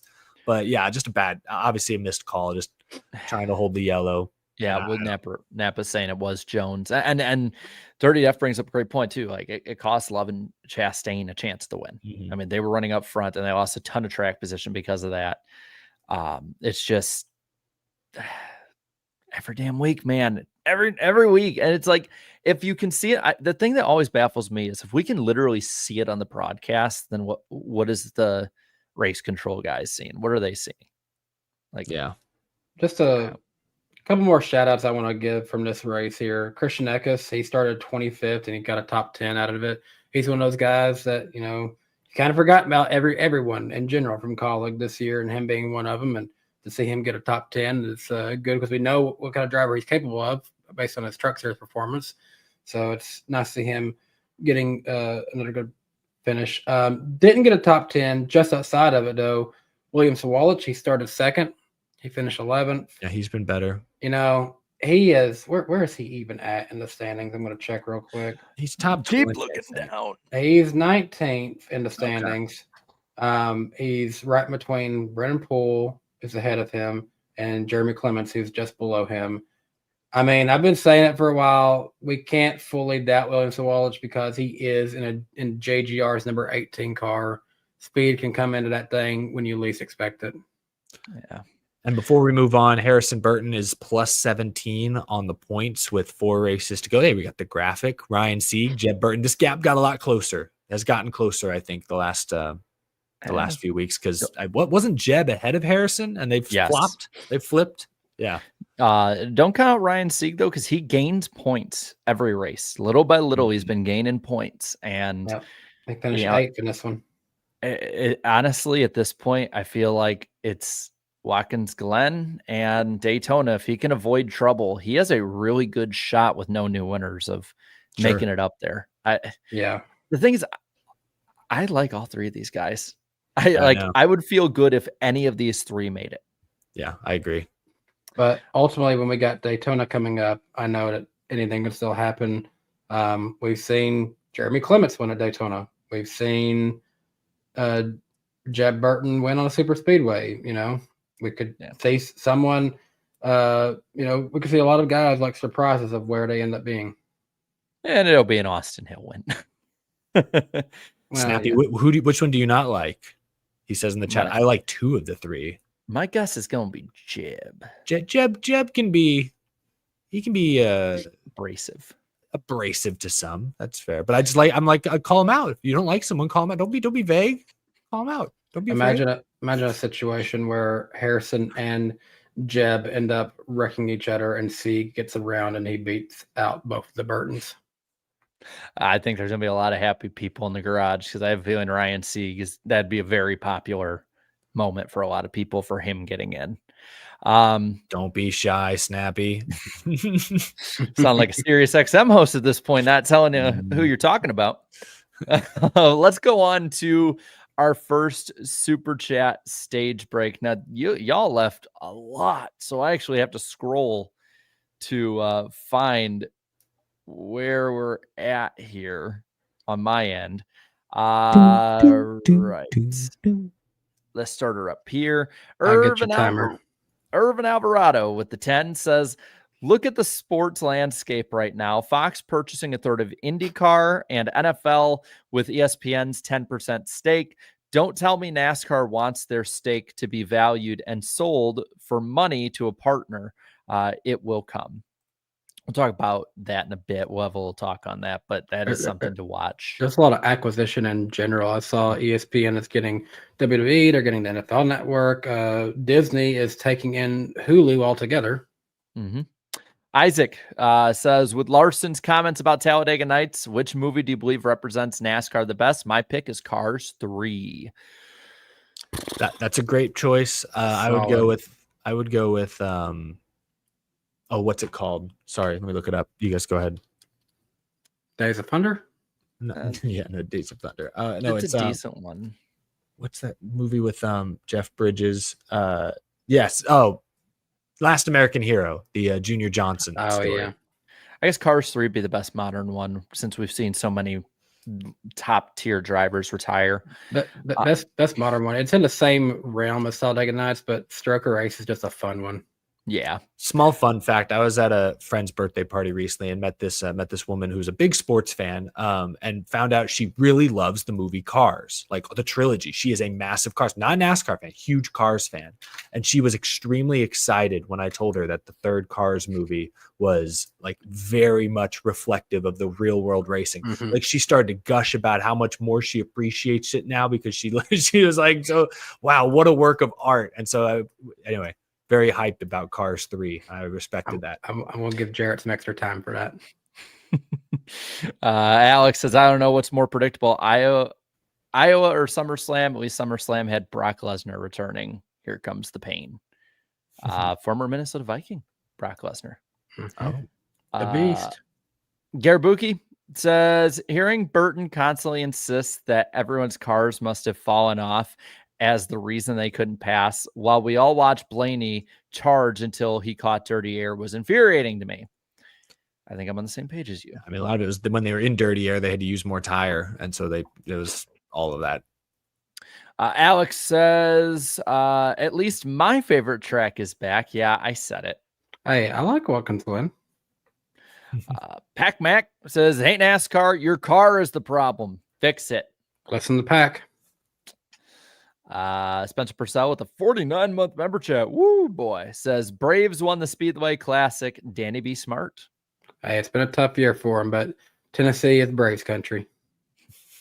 Hunter Nixon Fishing says, I agree with Kevin Harvick. The potential of 750 horsepower doesn't get me excited. It would take a massive increase in horsepower to truly see a difference in the quality of racing, but I doubt NASCAR does that. Yeah, everyone needs to write a letter to the 3 OEMs. Please, Mr. Toyota, give us 900 horsepower. Signed, the Dear fans. Mr. NASCAR. Because if the OEMs say we're up for it, I think NASCAR would flip the switch, but they got to get the manufacturers on board. I'll get 3 more here. T. Dotson. You got 30 more seconds for me. Yeah, T. Dotson says the sooner we get a NASCAR movie like F1 and Ford versus Ferrari, the better. Talladega Nights can rot in movie hell. That's a little strong. It's really just not that good when you rewatch it a million times. But you watched it a million times. Fair. Then Joshua Boston here with a member chat as well as super chat says, happy to be a member of this channel, Jarrett. Thank you. Happy to have you as a member. I appreciate it. And time. And we'll get this last one here then to Eric. If you were a NASCAR Cup team owner, who would you put in the car sponsored by Out of the Groove? It can be a former or a current driver in NASCAR or someone else. You can choose yourself too. I mean, Eric is showing and telling. We've already had one, literally. There's only one right answer. It would be this guy. I knew it. I had to get the bobblehead out. Found it in my closet recently. Oh no, Danny's getting up now. Sorry. I hope What are these guys? Are these not good to you? Do you not like these ones, Eric? I mean, come on. Close second, Brennan Poole. He's my reserve. He could be my sim driver. So disrespectful. All right, guys. Well, we have reached that time of the show. You know, we talked about weather. There's been nothing here, but Danny, you know what does happen at night a lot when it gets hot and humid? It happens a lot in Tennessee. Not too dangerous, but, you know, just with the with the clouds and up in the sky. What do we get? Because I feel like it's on the tip of my tongue. It's like just zapping me here. Indigestion. That's right, we do. And it feels like lightning, like the lightning round. Not at all like heat lightning. Lightning. Now, of course, reminder that you can see all of these episodes the day after on our NWP Clips channel. I appreciate a lot of the support we've gotten on there. Going to probably be posting some cool trailer stuff for NWP 400. We'll talk about that in a moment as well. But first, some happy news. Stuart Friesen is back home and resting with his family. It's amazing to see the pictures too. It's a long way back, but still. Mm-hmm. Yeah, really great news. Bubba Wallace guest starred this past week on the Proud Family's season 2, I believe, of their reboot. I saw the scene. It's actually looked pretty cool scene. I didn't even know they brought the show back, so that was news to me. What I thought was crazy is I saw a tweet that he recorded that 2 years ago. Yeah, it's been in the works for a while. I know animation takes a long time, but that's crazy. I think his PR girl said that she said it to him as like a joke, and they basically just like, no, let's actually do it. I think it's cool. What's cool awesome. is he probably grew up with that show, like, and watched it, and That's now true. gets to be in it. Yeah, he'd be in the age like group where that's very possible. Yeah, because he's not much older than us, right? Or is he around the same age? He's 30, 31. The voice of the dad, was that Bernie 31. Mac? That's the original voice of the dad? I think so. I wasn't really watching the Proud Family all that much. I was not a Disney kid. Speaking of shows coming back, Napa Racing fan said King of the Hill recorded their new season 2 years ago also. Interesting. I actually watched, somebody had put a few of the episodes on YouTube. It feels like the old show. It's just the animation looks crisper. It just feels like nostalgic. I've been enjoying it so far. Yeah. Kyle Larson, I guess we can talk about it. He was a special guest on Julian Edelnut's podcast this past week, and he made those points about Talladega Nights. What did you just call him?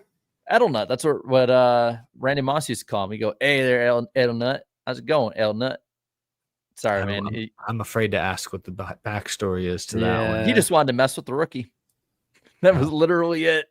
Fair enough. And to be fair, like Julian Edelman, like even on his podcast, because I listened through the Larson one, like he does embrace it. So, but it sounded like he got hazed to hell.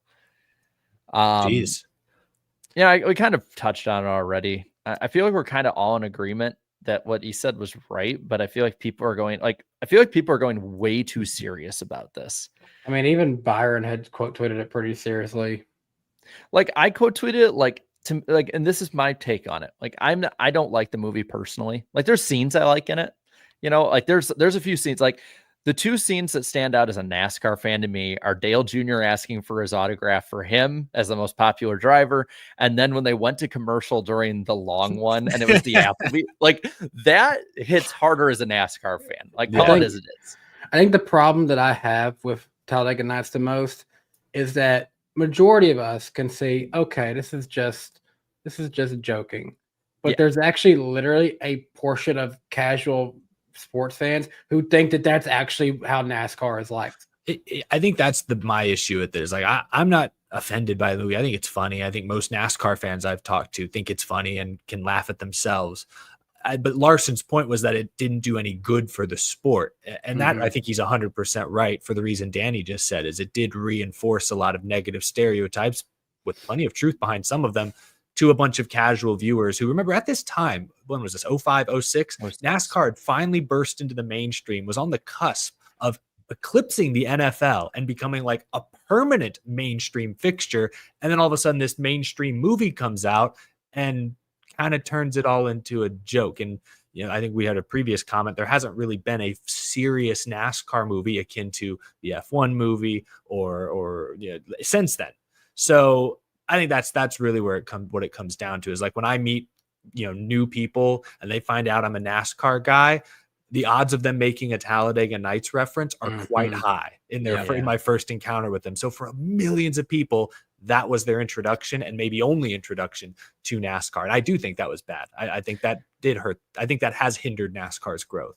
And I did feel like personally, like it did feel like at times some of it was laughing at NASCAR and Southern culture, not with it. But at the same time, like, to me, it's more just the reaction that casuals had than the movie itself. It's a Yeah. parody movie. Every sport has parody movies. Mhm. Like that's, it's just more the reaction. Because that's for me. When I grew up in Illinois, that was literally everyone just went, "Oh, you like Talladega Nights? That's what it's like." And like they legitimately thought that like, oh, Talladega Nights is like basically is like a documentary, and it got so annoying over time more than anything. Like the movie itself, like I said, I said this on Twitter, and my take is like, movie itself is harmless. People people taking it too serious. It's just that So, like, it's the effect it had. There has been a few other sports who have had movies similar to this. The NFL, what they made the replacements that kind of had some funny moments in it. If I'm not What was that mistaken. one with Adam Sandler? Well, that was just The Longest Yard. That was, They made that- that was a remake of a classic movie. Well, then they had I mean, Will Ferrell even had like one on the NBA, and then there was like all these ones on baseball, and like, But we can't name any of them. I mean, I just think Talladega Nights was a huge, as like mid 2000s comedies go. That was Will Ferrell at his peak. That was a big movie. Like that broke barriers, I would say. There was The Rock made the Game Plan. Is that when he found and he has a daughter?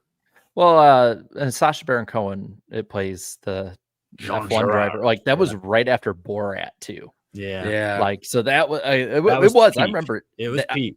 Well, I remember that whole summer, like Cars came out, and that was like the biggest thing for kids our age was like Cars. Like everyone went to see it, and I remember because like I got to talk about like NASCAR stuff to my friends when I'd see them over the summer, and then Talladega Nights came out later, I think, in the year, and then it was like, crap, now they're all making fun of me for it.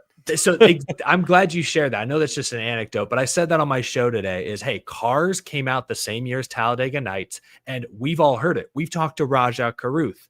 There are hundreds, thousands, maybe millions of young fans who got into the sport because of Lightning McQueen. I have never heard someone say, I became a NASCAR fan because of Talladega Nights. Those movies came out in the same year, similar budget, similar scale, and one helped the sport grow. The other, I think, objectively did not. You also had the Herbie Fully Loaded. I don't know if it necessarily did anything to grow the sport either. It was that one. It couldn't hurt. Herbie Fully Loaded is a solid movie. I would still watch that today. I loved it in that movie because actually, I think this past week, CinemaSins did a video on it. And in the movie, you can literally see like they're blurring out all these different things, but you see Dale Jr.'s Budweiser car, and then you see Mark Martin in clear HD's Viagra car in a Disney movie. And I'm like, Pfizer has to be so proud right now. I will say this: of all of the spoof NASCAR movies, I have made a fictional rise and fall on between Rusty's Racing and Dennett Racing and the team from Herbie. Dennett Racing was the easiest to try to string together some realistic scenarios for them. So I will give them credit for that. What do you mean it's not realistic that Trip Murphy would go psychologically insane because of a talk? Hey, I will say that one was fun because I literally had to make a fake thumbnail of him on the Dale Jr. download, and that one was pretty fun. My story. Speaking my truth. Speaking of Sacha Baron Cohen, as much as we know him being the ridiculous characters of that and the Borat series, and I'm kind of a Marvel fan. He's been casted into the MCU as Mephisto, which is basically Satan, and it's an interesting character. He appeared in the Ironheart series on Disney Plus. This is my wife, Fighter Iron Man. Very nice. And of course, we can't forget the great cinematic achievement that is Steel Chariots. If you haven't seen it, you're lucky. Finishing off the lightning round, tomorrow we're going to have another Dev Diary. Looks like there's going to be drivers, maybe possible gameplay. God, I hope so. August 7th for those listening, just to clear up what date we're talking about. And then, of course, we have our own race coming up that we put on every year. Going to be a lot of fun. Signups, they might not close Friday, but might close actually tonight. We've had a ton of people coming in. So if you want to sign up for the NWP 400, the link is in the description below. If it's not working, just copy and paste it. It should be able to work. Beautiful car that we have here. I mean, the big thing about this race was we wanted it to be big, colorful, bold, and this definitely fits it. And guys, I actually have a few. You're cool with us sharing them. One of them was actually MCU. I know that Danny, you and Claudia have been really diving headfirst into that. Well, we got an Iron Man 3 car. Oh, that's pretty I like how specifically it's Iron Man 3 and not just Iron Man. I gotta say though, I like it. I like everything about this picture. This is just America. And the Iron Patriot represented well. Well, a cool thing I forgot to mention too, Irvin Alvarado brings it up. So if you are any iRacers out there, or you know anyone, or maybe you want a driver that to get involved, let them know. $1,000 are on the line in this race, winner take all. So I like the little subtle Jesus is God there on the front bumper too. There's trust me, these guys have a lot of different things to add into these. Another look here at what might be at this point our thumbnail car if they make it in. That's a better picture. I like this view of it. Yeah. So remember, Maine is Sunday, August 17th, and the duels and LCQ are Tuesday, August 12th. So both should be a ton of fun. We have this one too, the Icebreaker car, purple and blue. It reminds me so much of the old like Steve Park ones on the old Thunder games. It needs to just slap your logo on there, so there's like a little the Iceberg breakers a little bit. That's a good idea. I should say I should burn that up. But guys, would it really be something associated with us if there wasn't chicken? Oh, chicken, Raising Canes. I had Raising Canes for lunch. What is that in the foreign language beside of it? I don't know what that is. I don't know, but I know that someone translate that. Watch it say like cane sucks or something like that. I know we wouldn't add it in if it wasn't advertiser friendly. So it should be. It just says mid chicken. I hope that car crashes out. Promoter's choice. I'm DQing them. But it's going to be a ton of fun, and it's next week. That's the crazy part. I just realized it's next week. This year is flying by fast. And speaking of next week, we'll be live on Danny's channel the day after the duels, August 13th. And old John Ramos, John Player, IDK Player, whatever you want to call him, will be on the show with us, the professional boy. Sorry, y'all saw that. That was funny. That's exciting. Good stuff. Oh man, it's gonna be a lot of fun. And I'll tell you what, that was a hefty lightning round this week. And man, let's just go right on into it. It's headlines time. We got some pretty interesting ones. First one slightly off, not slightly. It's off topic of NASCAR for the most part, but it could affect NASCAR maybe at some point. Fox Sports, we talked about it earlier, buys a third of IndyCar, IMS Holdings, all of that. I think the big question here is what is the fallout for NASCAR going to end up being with this? Is it just going to be date changes? Is it going to be maybe NASCAR having a similar deal at some point, or that's a wait and see how it affects IndyCar kind of thing? I think the more interesting, maybe not the more, an interesting part of this is how much did they reportedly are spending around 130 million for a third of IndyCar. So that means IndyCar plus the Indianapolis Motor Speedway, presumably, that is all valued at roughly $400 million, while according to recent court records, what was it? It was the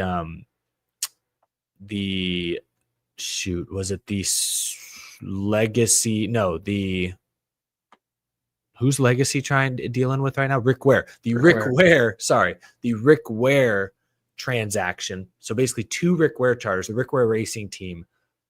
Apparently that was valued at 150 million. So what am I trying to say? A third of IndyCar is roughly equivalent to the cost of Rick Ware Racing, the bottom tier Cup Series program, a single team, which I found interesting. I found interesting that it was the valuation was where it was. I don't know what this means for NASCAR. Fox is on board for 6 more years to cover the Daytona 500 and a few other key races at the start of the year. But they seem to be really hell-bent on pulling IndyCar back up to the level it once was. And maybe they'll do it. Maybe they won't. Will they neglect NASCAR further? I'm not sure. Well, we'll see. I know this sounds out there, but we've seen I mean, we're literally talking about Fox buying IndyCar, so I think Mhm. we're already at that frontier of out there. I know it would break tradition. I know IndyCar fans wouldn't like it. I know a lot of NASCAR fans probably wouldn't either. But what are the odds of at some point, especially with Fox having an ownership stake with Indianapolis Motor Speedway, saying, "Hey, we want everything to promote IndyCar, the Indy 500, everything like that," and putting the Brickyard like the week before the Indy 500 at some point. I know that the people that at IndyCar right now or at Fox right now are big IndyCar people, are big tradition people, but suits change things quick, and suits Mhm. above suits who don't care about tradition change a ton of things. Just ask, well, NASCAR.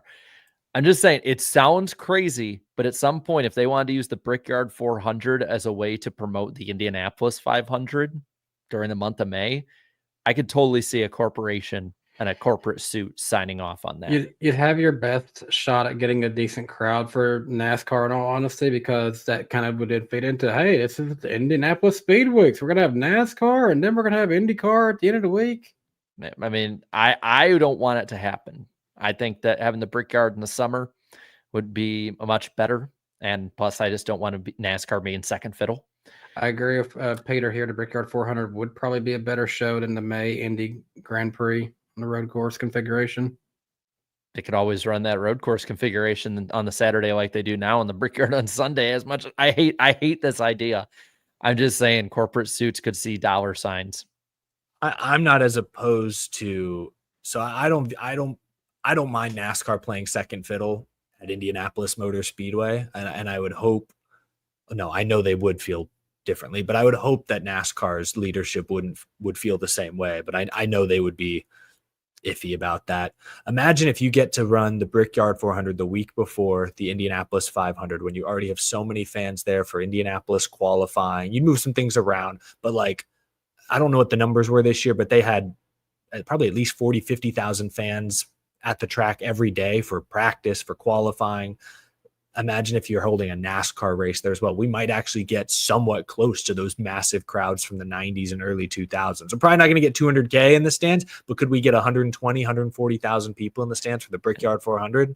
Maybe that's pushing it, but it might be on the table. I'll address this too. Back-to-back crown jewels. We pretty much did when the Southern 500 was in May, and then you had the All-Star race, and then you had the Coke 600. I mean, Yeah, you'd have that's to, true. you'd have to move everything around. I don't think this happens. I think Not now, no. No, I think Fox has the Daytona 500, the Clash, two big ratings winners. They have Talladega, and that's what they got. They even have the All-Star race, and that's what they essentially signed up for. TNT gets the Brickyard and the in-season challenge. Like, you kind of, every provider, every broadcast partner has their couple of marquee events, and I don't see them coughing up I don't see TNT giving up the Brickyard to Fox unless Fox is willing to pay huge money. And then even if they did, squeezing it into the NASCAR schedule would be tough. I'll say David bringing it up though, with how plugged in he is. Like, again, I don't want it to happen. I think it's a terrible idea. Personally, I don't like this idea. I would say him bringing it up. I just think, again, Fox has already paid the big money. They own the track now, a third of it at least. Mm-hmm. So it's like, if they really wanted to make a fuss about it, they have the ownership stake to make that fuss about it, and the leverage over IndyCar broadcasting too through 2030, which is interesting because I believe that's the year before the NASCAR deal runs out too. Right? 2031 is when ours runs out. Yeah. I don't know. I guess I mean, yeah, you're right. Things can always change. The way I'd look at it is Fox already signed the deal. They knew what they were signing up for when they signed this deal. They signed this deal almost 2 years ago with NASCAR. So you kind of going to get what you get down the line. If this could escalate 6 years from now, I'd be shocked if they were to bend over backwards to move a crown jewel into All-Star Weekend, interrupt potentially the Coca-Cola 600 buildup, all of that for Fox, who, let's be honest, is probably the worst broadcast partner NASCAR has currently from a product standpoint. Yeah. Again, it's just, but we had this conversation last week at the playoffs, though. I mean, if TV wants it and TV dictates enough, TV gets it. That NASCAR, Maybe they will bend over backwards to please TV, even if it pisses off the industry. Like, I have a feeling it was probably a TV call to only have one bye week this year.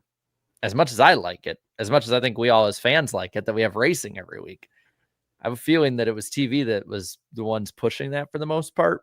And the industry basically went, "Aw, shucks."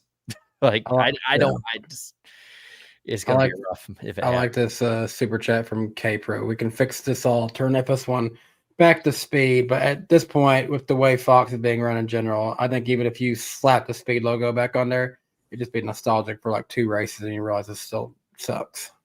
But I'm skeptical, but I'm the opposite of Jared. I actually wouldn't mind seeing an earlier Brickyard 400. It would mess things up in May for NASCAR. They'd have to move some things around, break from some traditions, and it might create some awkward gaps in the summer. But Brickyard in the month of May, I don't mind playing second fiddle if it means double the crowd, double the publicity. I put it like this: it would not be the worst change in recent time that I've seen, honestly. It would be a ratings win probably because I guarantee you they'd put it on Fox. Yeah, it would be on Big Oh, yeah. Fox. It'd be month of May, yeah. I wouldn't even be surprised. I know this probably would be weird too, but I wouldn't even be surprised if, because we know that Mother's Day is a big TV draw, and we know that Fox is, let's be honest, they're focused on IndyCar right now and are using NASCAR to build up IndyCar. Would not be surprised if the Brickyard did move, if they had Talladega the week before on Big Fox on Mother's Day weekend to build up that hype, the ratings machine, all of the promotions in the month of May for Indianapolis. I have a feeling by 2031, like we're going to have a very different looking schedule, and it's going to be a really interesting conversation when it gets there. Even if these changes aren't all made, I think they'll be on the table more than it seems like they would now. So I do have one thing to kind of ask here. Mhm. You know, it seemed like before this, we were starting to have questions of, does the IndyCar series have a long-term future if the direction it was heading in? Does Fox money coming in kind of save those talks? What do we think there? I mean, should we call David? Because I feel like as I know as much as I've heard him talk about on his channel when it comes to this. I feel like the money in general just keeps everything up, and it feels like this, because I've noticed all NASCAR fans, the way we've all talked about, is like, ooh, Fox, you're hitching it to them and their bad coverage, and IndyCar fans don't like the Fox coverage. But every IndyCar fan and every IndyCar expert that I've really heard talking about it is like, this is awesome, this is a great deal, we have backing, for long term. I mean, there's the deal goes through 2030, and I don't feel like Fox would sell all this stuff off right off the bat when they can probably build it up and then sell it. And it's just, F1, yeah, they have the deal with like Liberty, and then there's the NFL with their stuff with ESPN and Disney. It's like this is the future. I have a feeling this is the future where TV is going to just now start buying in and buying up these leagues, and I don't think it's a short-term buy for any of them at this point. I think the more interesting thing, and I watched one of David's videos on this, was like Roger Penske. We know how near and dear open wheel racing is to his heart, and how this was a passion purchase almost when he took the plunge and bought up the whole thing. And so for him to sell off a big chunk of it, a huge stake, months after the Indy 500, controversy, years after the push to pass after all this controversy, suddenly Fox comes along and somehow got some sort of deal out of Roger. Like, that is just kind of interesting. I don't know what it means for the health of the sport going forward. I think NASCAR fans are spoiled because we've been on big networks and gotten millions of viewers for years now. We just want great coverage. I think IndyCar is like, we need relevancy. And say what you will about Fox, they are one of the main networks. Everyone knows what Fox is, knows where it's at on the dial. Fox brings you some relevancy. So I think I think NASCAR and IndyCar fans just have a slightly different POV on that. And stability. I mean, IndyCar did have stability with NBC, and then there was that. I mean, there was that shakiness. We've talked about it in private. We talked about it with David. We talked about it with others. Like, there was that shakiness for a couple of years there, even heading into this year. And now they do have stability through 2030 and probably beyond with this purchase. But we could probably keep going towards the NASCAR side back again with some silly season schedule news, stuff like that. The big one, Caden Honeycutt was released by Nice due to him signing, at least I think it's now official. I see I don't think it's that official, but it's probably confirmed he'll be with a Toyota team. I've heard everyone's talking Tricon. Maybe Heim is moving somewhere else. That's all TBD, but yeah. Yeah, I mean, it's kind of petty. I'm gonna be honest of Chevy and Nice, but we've kind of seen these things, not maybe to this extent, but we've kind of seen it happen before a little. Yeah, I think at first glance, when we all first saw the headline, we thought, really, Nice? Come on, like Chevy, are really like that? You care that much about this whole deal?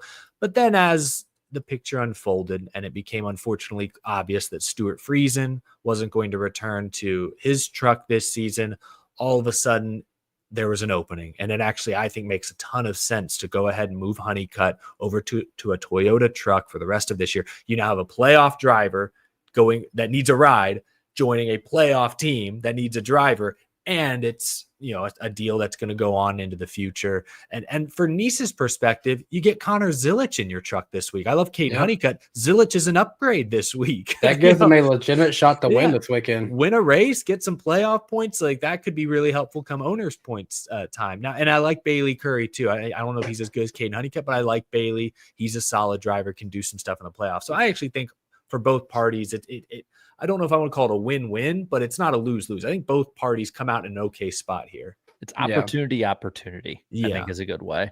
So there was a lot of talk about that through the week. I know there's the rumor, kind of reckless speculation of like maybe Honeycutt, could be somebody that goes over to Tricon or replaces Heim if he's to move, say, to, the Xfinity series or maybe in the Cup series if something were to open up. So I like Kate Honeycutt. I don't know what's going to happen. I mean, I think if Heim is out of the 11 truck, hopefully he's at least running full-time Xfinity or something. But I think you sniped the pick that I was going to do for predictions when I was going to predict that Honeycutt would make the truck playoffs. And I think you sniped me. And I was like, damn it. That wouldn't surprise me. I've been big on Honeycutt for a couple of years now. Yep. Part-time in trucks, Nice stuff. He's been the only guy in recent years to look kind of like Carson Hocevar in that equipment. And we know Hocevar's fast. Honeycutt's a little older too. I think, if I'm not mistaken, I want to say he's like 23 or 24. So he's a seasoned late model driver. I like Honeycutt. I think from a talent perspective, he seems legit. Don't really know him personally. I think I've maybe talked to him once briefly. So I can't speak to his outlook and all that, but I like his stuff behind the wheel. I think he's good there. As of right now, he is 73 points good on the cutoff line for the truck series, and still looks like he's got a legitimate shot at making the playoffs. He's only 22, actually. I thought he was a year or two older than that. So he's still pretty. He's not 18, but he's a young guy. Now, Jordan Bianchi brought up a few other things about silly season we can kind of fire through real quick. One of the first ones is Justin Haley still has time, quote unquote, to turn things around to keep his ride. But it seems like if there's to be a replacement, it could be Daniel Suarez, though the team does not really see Suarez as an upgrade in any way over Haley. So what do we take? Do we think Haley saves his ride, or do we think he is on the losing end of a deal that happened to him getting into this ride last year? That kind of sucks from Suarez's perspective that I'm a 2-time Cup Series winner and you don't see me as an upgrade. Well, it's only one more win than Justin Haley has. Fair. Oh, well, yeah. No, I mean, I don't. Let's be honest, guys. Do we think Suarez is obviously better than Haley? He's behind Justin Haley in points right now, and he's in a Trackhouse car. Wow, I mean, yeah. I think Daniel's very good. I think they have the same number of Xfinity wins, actually. I think they both have 4 Xfinity wins. I think I just attached myself too much to the idea of Suarez and Zilic doing a ride swap and him going to Junior Motorsports. I think I just fell in love with that idea too much. That's what I want to see. Daniel Suarez to Spire does not move the needle for me. I think he'll run probably how Justin Haley is running this year. That's my takeaway. He might be a little better at the road courses, might be a little worse everywhere else. I'll say this about Justin Haley. I forget the exact, I think it's the last 4 races. I know it's a fairly small sample size, but the last 4 races, Justin Haley finally finding his rhythm with his new crew chief, new car chief. Remember, they threw that curveball at him early in the year. He's finally getting into a rhythm. He has a 16th place average finish the last 4 weeks. It's not terrible. It's a couple positions better than Michael McDowell in that same span, and it's 6 positions better than Carson Hocevar's average finish in that span. It's a small sample size, and yes, Hocevar has run top 5, top 10, shown more flashes. McDowell led a bunch of laps at Chicago. They have shown greater peaks. But behind the scenes, Justin Haley continues to be a steady, consistent force. I think it would be premature to boot him from the 7 car, considering all the things they threw at him at the beginning of the year. His crew chief, his car chief, his pit crew all left 9 weeks in. I think you owe him at least the start of 2026. If by this time next year, things aren't getting any better, all right. But there are going to be way more free agents available this time next year. Right now, it's like Daniel Suarez and maybe some like Xfinity guys you could pick from. Like, I don't think there's a clear upgrade out there, but this time next year there might be. So I would give Justin Haley a few more months. I think, but do we think they'll move on from him? Do we think they'll be too hasty? And this is what I would do, but you're right. Yeah. I don't know if that's what they will do. I think they'll keep him. I do. Instead of Suarez being who they take the chance on, and it's kind of goes into a point we're going to talk about a little bit later about the 17 Hendrick Car Xfinity Series. If Raja Karuf isn't going to be pushed up into that car, because it seemed like he was making starts in that car, now he's not. If he is a Spire, why don't we take a chance on Raja like we did with Carson and put him into a Cup car if it's available? I don't think Raja's Cup ready. I think, I don't know. What's he 13th in truck points or something like that? I don't know. I mean, he's one race. He's not as many as Carson did at this point, but who brings the sponsorship too? He's 11th. I mean, that's where Suarez has an advantage. I like Daniel Suarez, but he's a big personality. And obviously Spire has Carson Hocevar, so they're not afraid of a little controversy or drivers who are outspoken. But like every place Suarez goes, it's the same story. And I think there's truth in many ways, but it's always, after a while, they stopped listening to me. I wasn't the priority at this team and our results suffered. And it's like, if he comes to Spire, he's going to be the third wheel, at least to start. How's he going to handle that? He's not handling it very well at Trackhouse right now. He's been kind of outspoken about how he feels like they've kind of forgotten about him. I don't know. Do you want to deal with that? If you're Spire, if again, he's not obviously better than Justin Haley, Justin Haley's only 26 years old.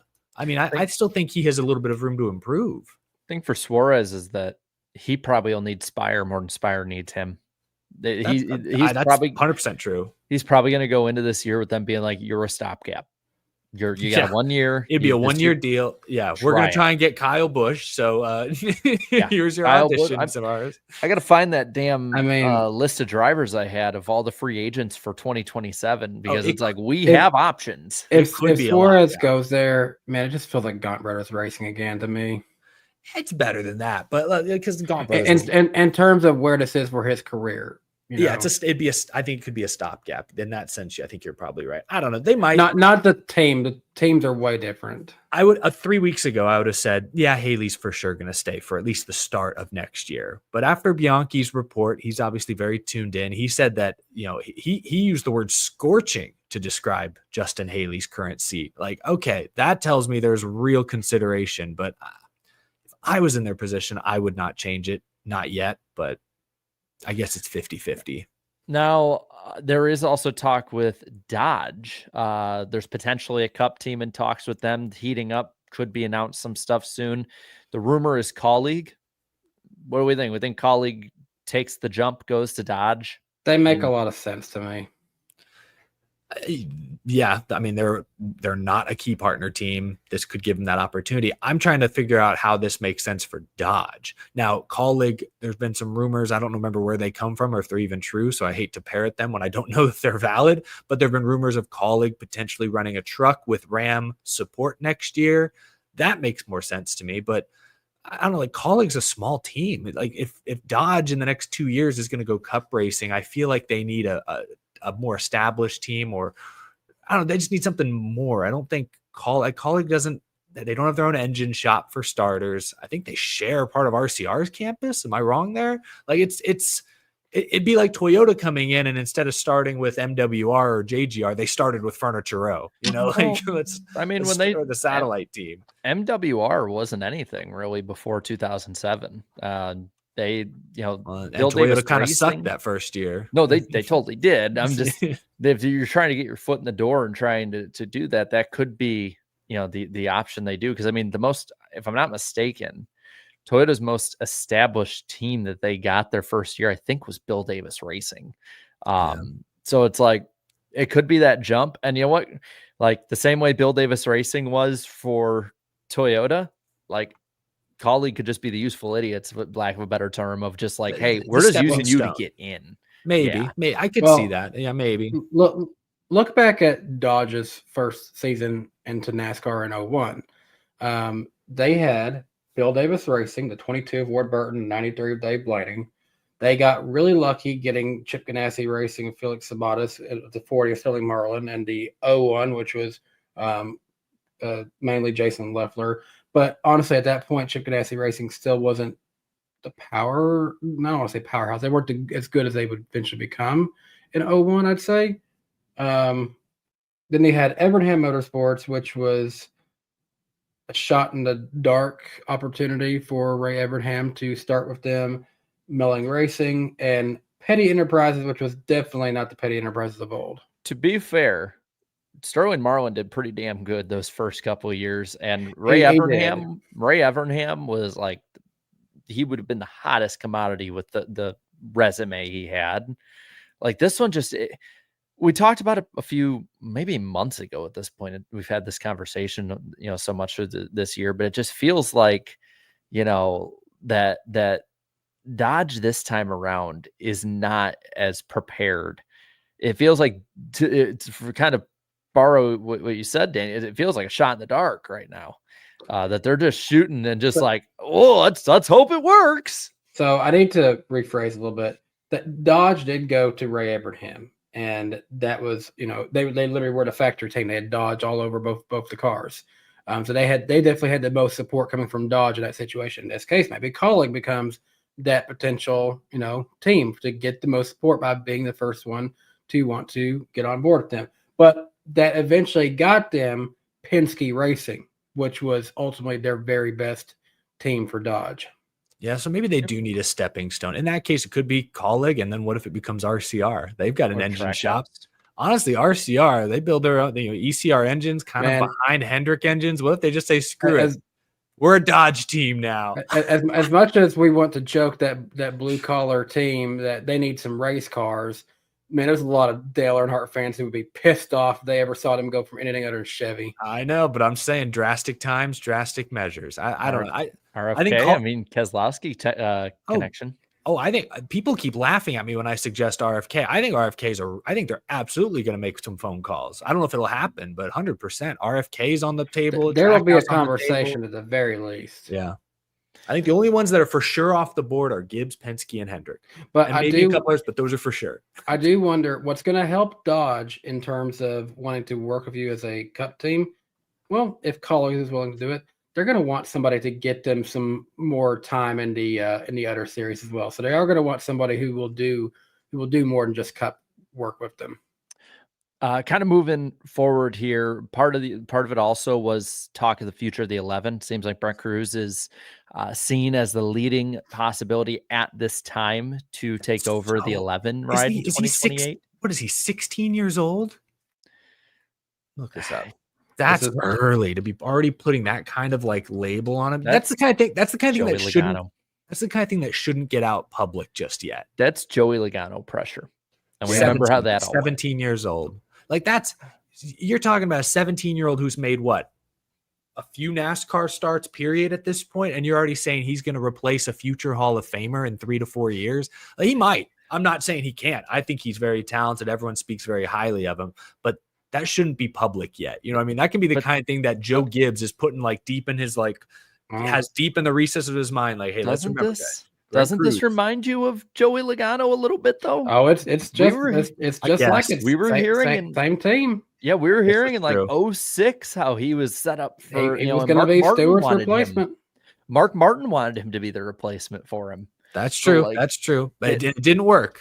Not at that's the Gibbs. thing, because So that pressure, all of that adding up over time probably hit, and then you rush them up. I mean, it may be similar. We're going to talk about Corey Day in a minute. He's kind of with binoculars being looked at in case Kyle Larson decides to go dirt racing. they really like these dirt racing kids. I mean, that's what I'm seeing here is Cruz, Day. I mean, Avedizian. This is a great point here too. I mean, people forget how low Joey Logano was viewed in 2012 going to Penske 2013. Like, before that year, there were people that were realistically arguing, should they keep Sam Hornish in the car after he took over for AJ Allmendinger that year because he ran pretty decent. Like, people forget just how close Joey Logano was to being, instead of, the next sliced bread, of being the next Casey Atwood. Hey, if Kurt, this is the hot take here. If Kurt Busch doesn't have another breakdown, does that even happen? Does he even get with Penske? I mean, the option might not have been there if Kurt just kept it together. Because Keselowski might have still came into his own, but into 12 or no, he would have already been into 2. My bad. Yeah, so it's the butterfly effect. Okay, we'll talk about the rumors here. A little bit of reckless speculation. One of them is that Haas and Legacy could merge, with Legacy buying out Haas and then having 41, 42, 43. What do we give on this one? Because I feel like this is like the ultimate backup plan if all else fails, kind of thing. Yeah, Haas doesn't seem to be going any serious direction right now. So, I think you want to talk about teams that make me feel absolutely nothing right now. It's Haas Factory Teams Cup program. I forget they're out there. They're nothing. They are not a viable competitive organization. So if they get bought out by Legacy or another team, honestly, good. I think at least Legacy seems to have some sort of a direction. I mean, nothing against Cole Custer. I don't know what that does to his career unless Haas will bring like sponsorship to Legacy with this. Yeah, if it's a merger, that's interesting too, considering Jimmy's very global, Haas Formula One. I don't know where the connection, there could be Jimmy sees this as a chance to turn. I think you talked about this before, to turn Legacy into more of a worldwide, international, culturally relevant brand, more than focus on winning a NASCAR race right now. Yeah, they all have these, but yeah, I agree. But this is how he talks. And so I could just see, a merger being interesting. But right now, if I were to say which team is more interesting, I'd say Legacy is more interesting than Haas. And so I'd love to see. I want to see Legacy get a third charter eventually, because I think it'd be interesting to see who they put in that seat. But whether they get it from Rick Ware or Haas, I guess remains to be seen. I'm with you. It feels like this might be a backup plan. The other part is a little less explosive. Corey Day rumored to take over the 17 Hendrick Xfinity car full-time in 2026. I say not as explosive, but I find it interesting taking a Hendrick prospect and keeping him in a Hendrick car full-time rather than JRM. Yeah, that would mean Hendrick, I guess, is really fully committing to the Xfinity series. Is Hendrick full-time in Xfinity this year? Is that car full-time? It feels like it has been, but maybe not entirely. I don't think they've run every race, but I will pull that up and see. Corey Day, I think a month or two ago on this show, we were talking about how Corey Day, he's shown flashes and some things, but he's kind of underwhelmed in his Xfinity and some of his truck starts. I think that's changed. I think he has run better the past few weeks. So he's so young. The 17 has only started 14 of the 22 races, but that car, for perspective, is still ahead of the 10 of Colleague, the 11 of Colleague, the 18 of Joe Gibbs Racing, and the 9. Oh, the 9's been only 8 races this year.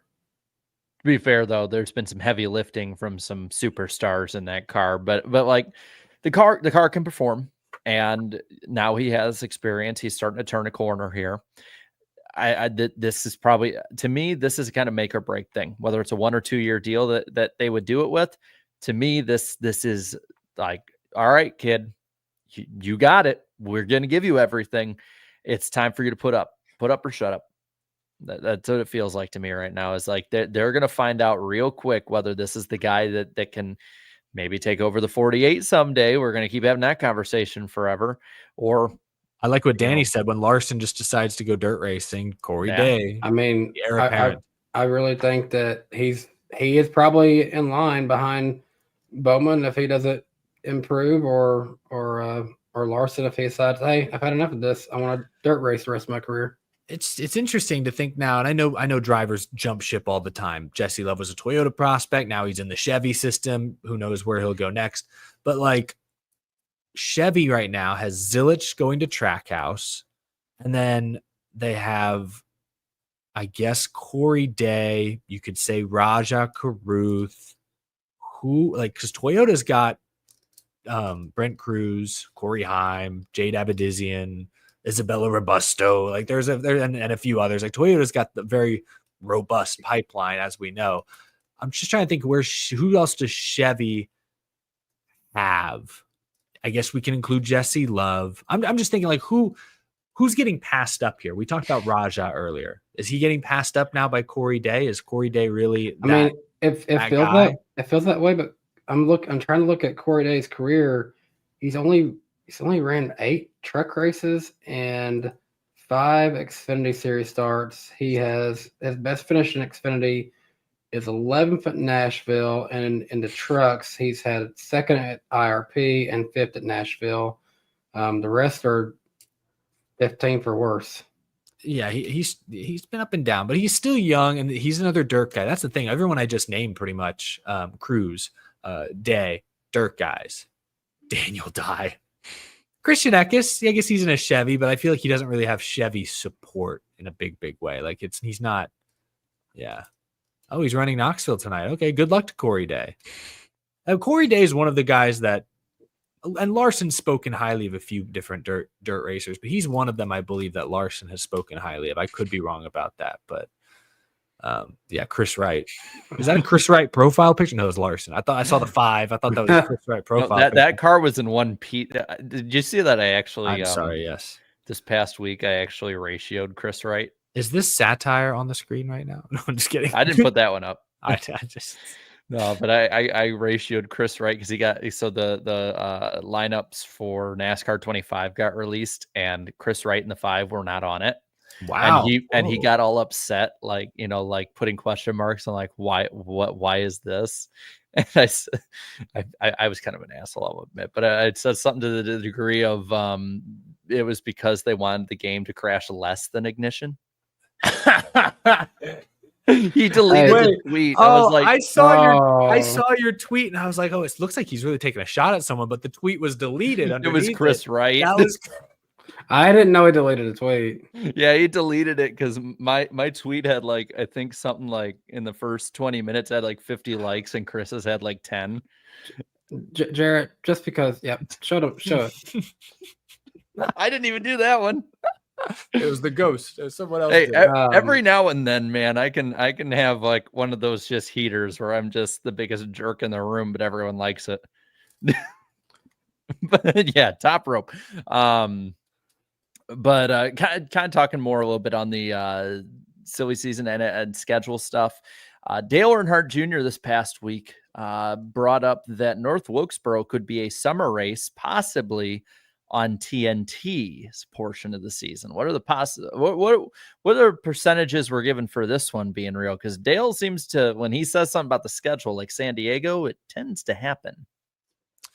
I heard something about this last week as well. I did not hear the TNT part, but Dale working with TNT, I think makes it even. I was probably probably trust a TNT broadcaster. Yeah, I was probably 95% sure something like this was happening last week. Now I'm probably 99% sure. I don't know when it'll land on the schedule, but it sounds very likely North Wilkesboro will get a points day next year. What that turns the All-Star race into is anyone's guess, but I think they might do Charlotte for a year just to make it easy. Charlotte, The Rock. I think Danny mentioned The Rock earlier. I don't know. We'll see. Thing with The Rock is just I'd probably rather see Charlotte. Give me another oval race at Charlotte, but I'm just with this car. Yeah. If it is The Rock, and I know The Rock has had some interesting. Is it technically for sale? Is it going for sale? Yeah, I believe so.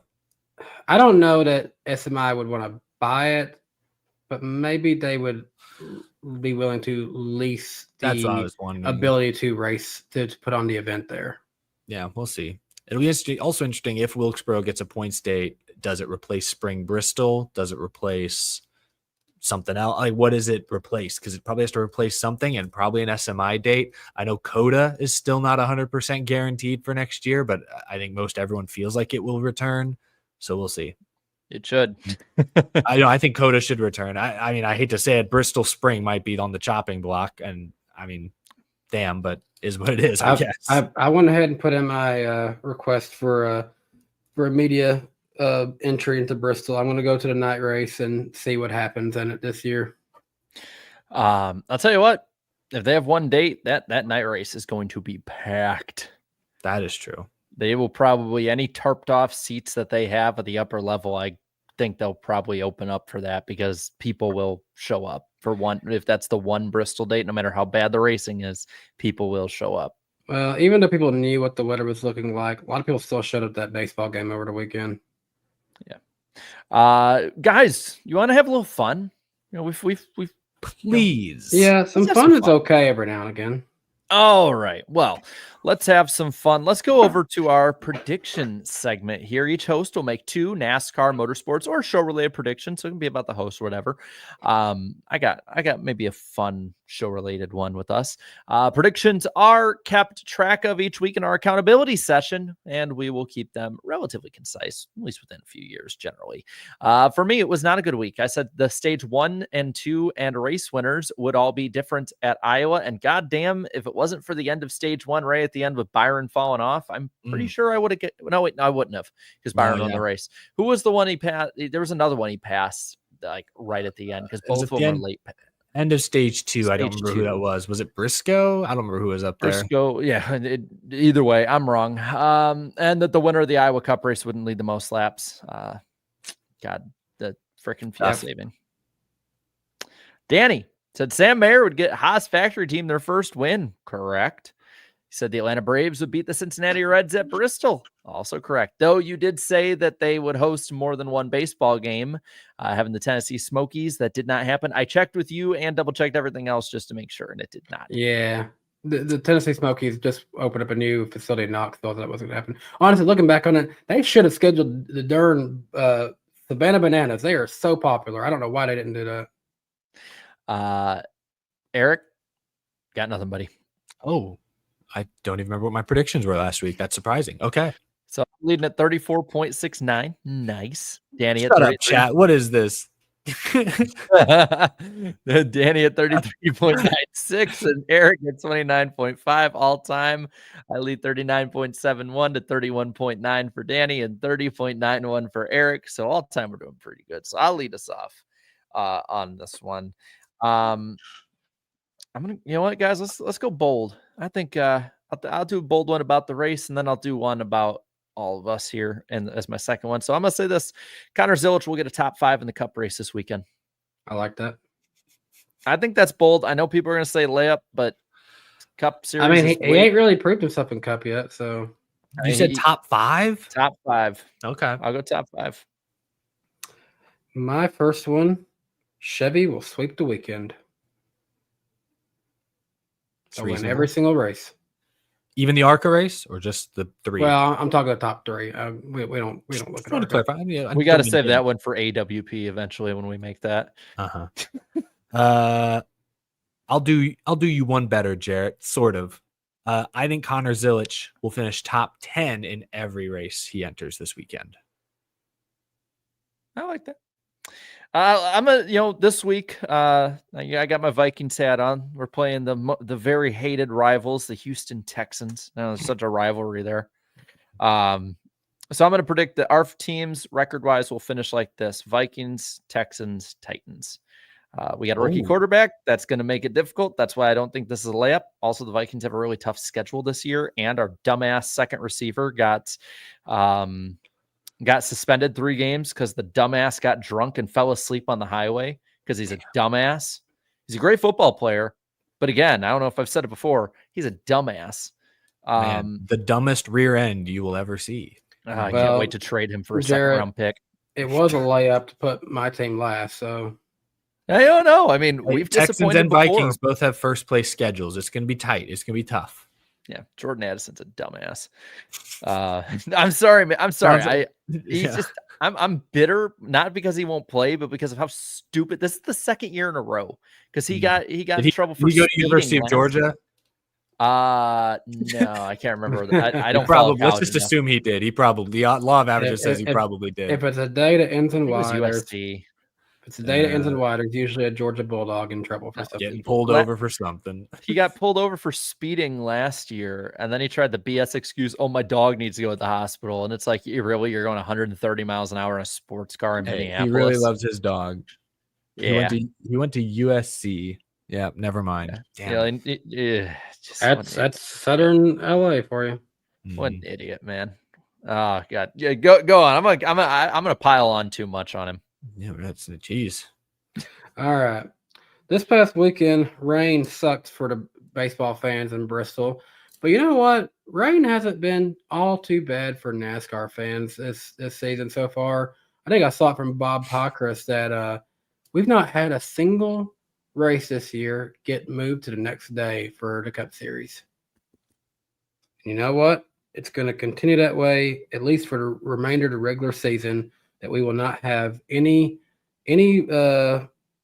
races moved to the next day for the rest of the regular season. And that's not a layup because I got Daytona coming up. That's But about to say. You also got a road course where there's like no chance of it being rained out. So I don't know. That's fine. That's fine. That's whatever. I'm taking a big chance on Daytona you know why it's in a big August. No, that's not even the biggest chance, right? There's the possibility. I've been watching Ryan Hall. There's the possibility Virginia gets hit by a tornado on Richmond, or not tornado, a hurricane on Richmond weekend, and it's not Hocevar.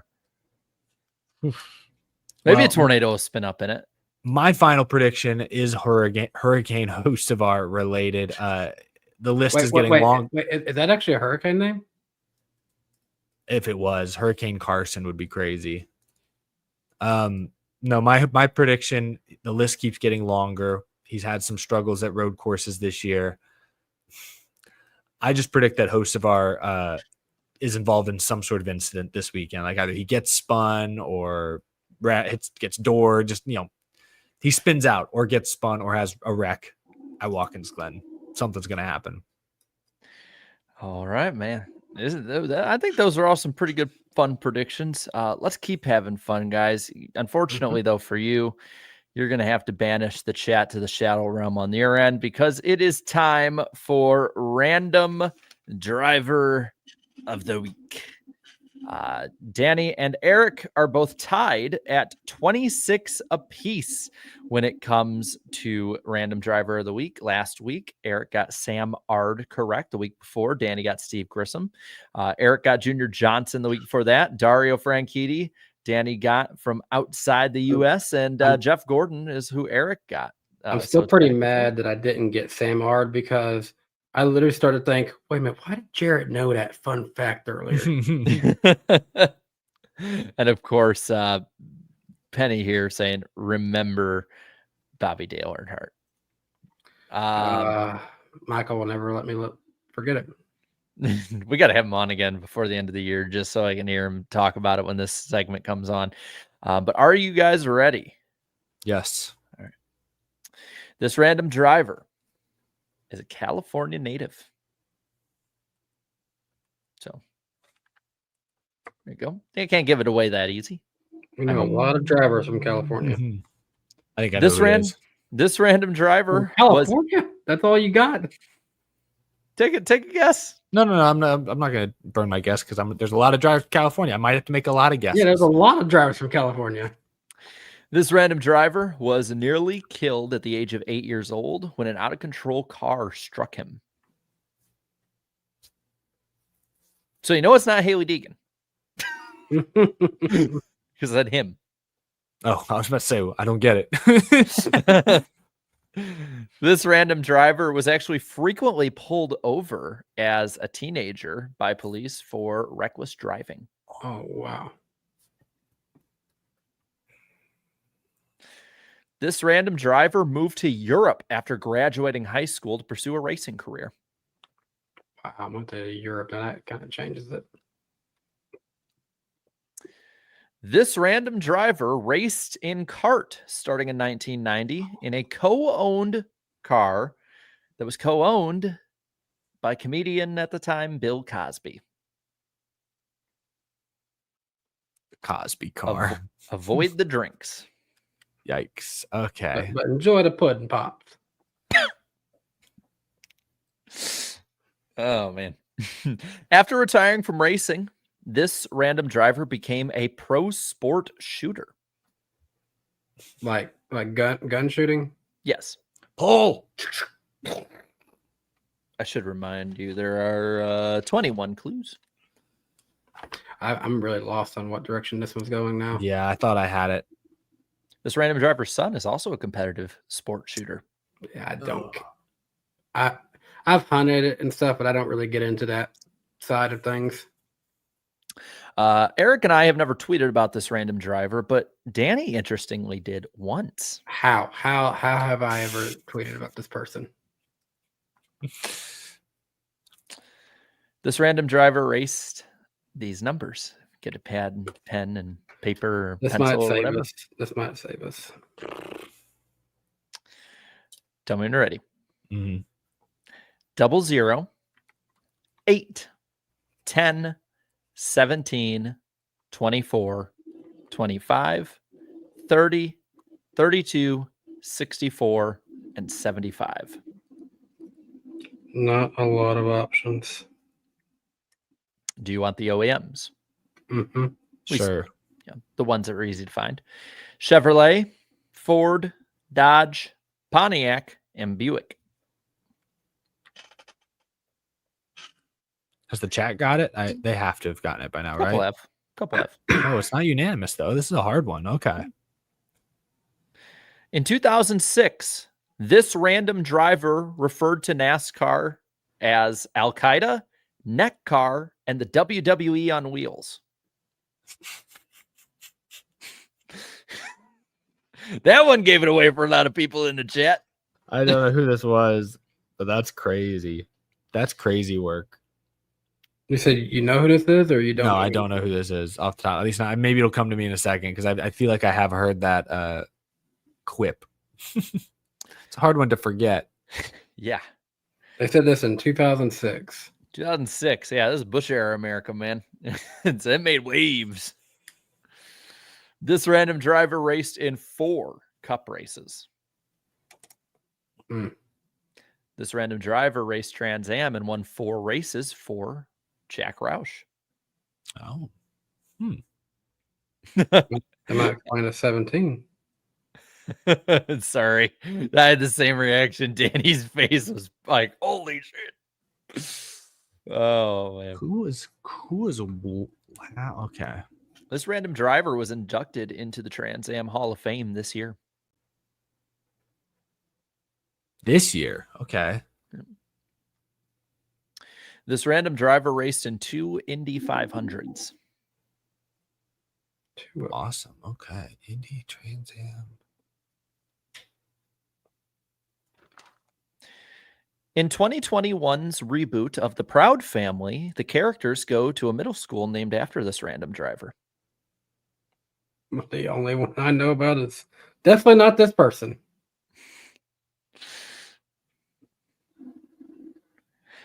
This random driver was entered into the 1978 World 600 by Humpy Wheeler.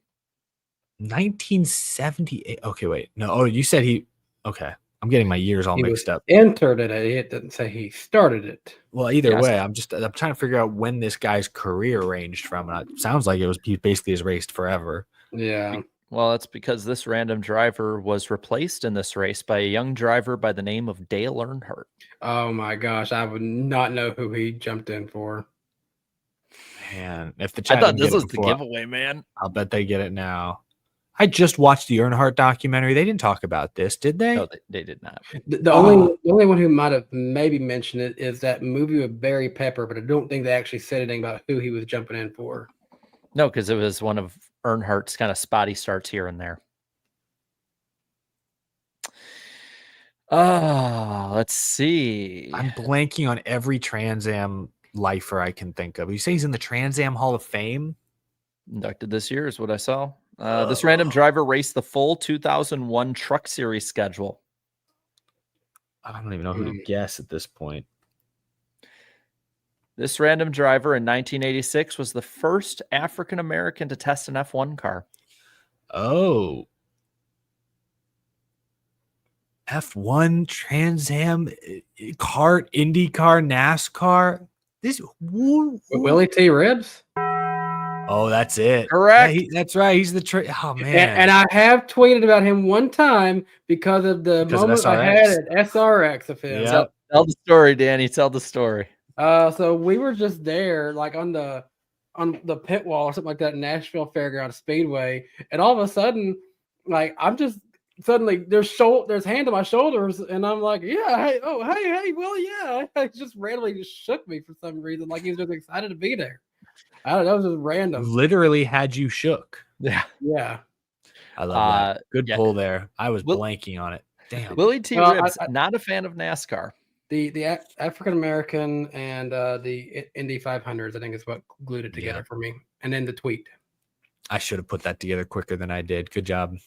All right. That's a lot of fun. So Danny takes the lead, 27-26. You know what? That does make sense for the Proud family now.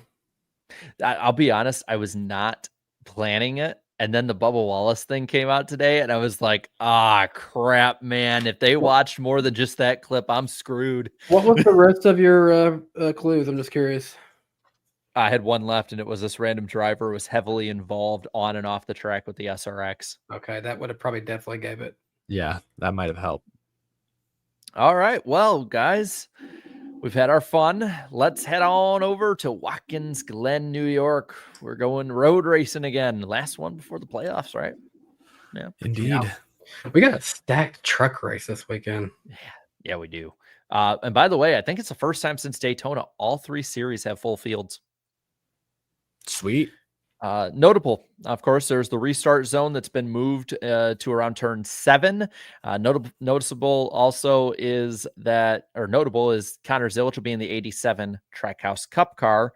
In the Xfinity Series, Shane Van Gisbergen will be in the 9 with JRM, Michael McDowell in the 11 for colleague. So it's going to be, I think, a stacked field all around, even if it might not look the greatest at first. And then the truck guys, my God. We got Kyle Busch in the 07 for Spire, Zilisch in the 45 for Nies, Christopher Bell in the 52, and Chris Buescher in the 66 for ThorSport. Like, my God, man. Got a murderer's row of choices for this race. I think of all of those, the only one I don't think could win this race this weekend is sadly Kyle Busch. Man. Maybe we'll see. I'm like taking notes as I go, remembering who's in what and everything. As for the races, we have the Mission 176 at the Glen on Friday night for the Truck Series. This will be 72 laps, which is actually surprisingly close to the Cup and Xfinity ones. 20, 20, and 32 is the stage lengths. 5 p.m. Eastern time start on FS1. I believe I just copy pasted and I edited some of it, but not the TV. So not CW, FS1 and Fox Sports app, as well as NRN for the radio. Defending winner, well, the last winner here was Austin Hill in 2021 for trucks. The big bully before he was the big bully. Yeah. The Mission 200 at the... Sorry, I was just going to ask, does that one have any fear of running into darkness starting that late? I'm just wondering. Maybe. I mean, if there's a red flag. The Mission 200 at the Glen, 82 laps, 2020 42 is the stages and laps for that. 3 p.m. Eastern time on the CW and MRN. 88 degrees, mostly sunny, 4% chance rain, 6% by the way on Friday, so that's good to go. Connor Zilisch, the defending winner. And then the Cup races, Go Bowling at the Glen, 90 laps, 2020 50 is the stage. So the first two stages, by the way, are the same for all three races. 20 laps and 20 laps. 2 p.m. Eastern time start on USA and the NBC Sports app. MRN and SiriusXM radio have the call. 92, mostly sunny, 3% chance of rain.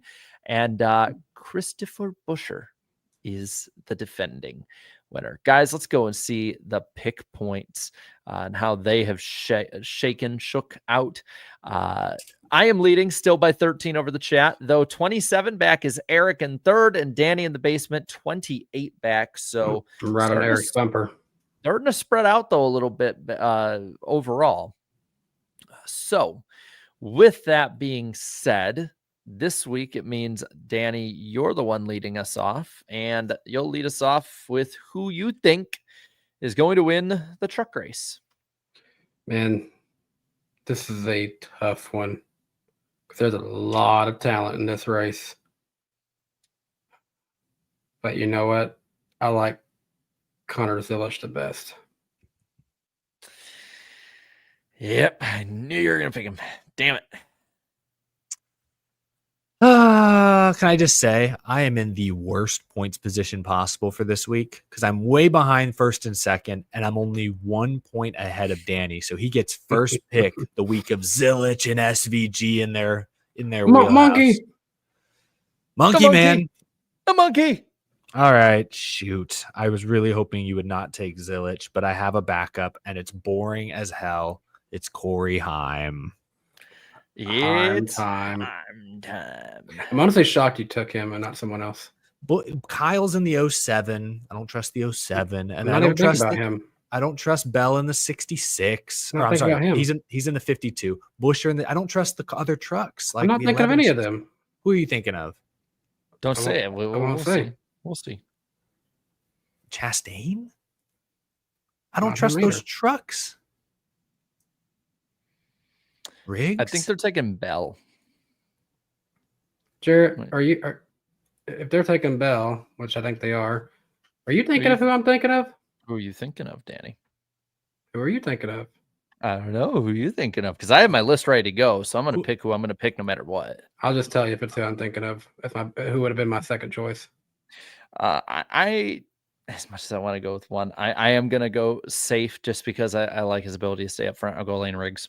Yeah, that's exactly who I thought Eric was going to take. Why would I take Lane Riggs over Corey Heim on a road course?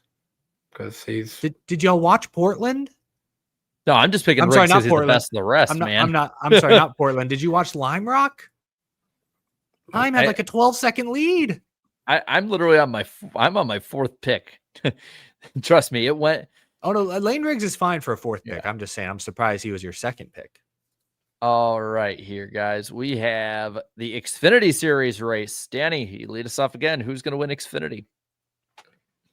again. I was really torn on this one between two guys in particular, but I know. I don't think he gets them again. I'm gonna say SVG.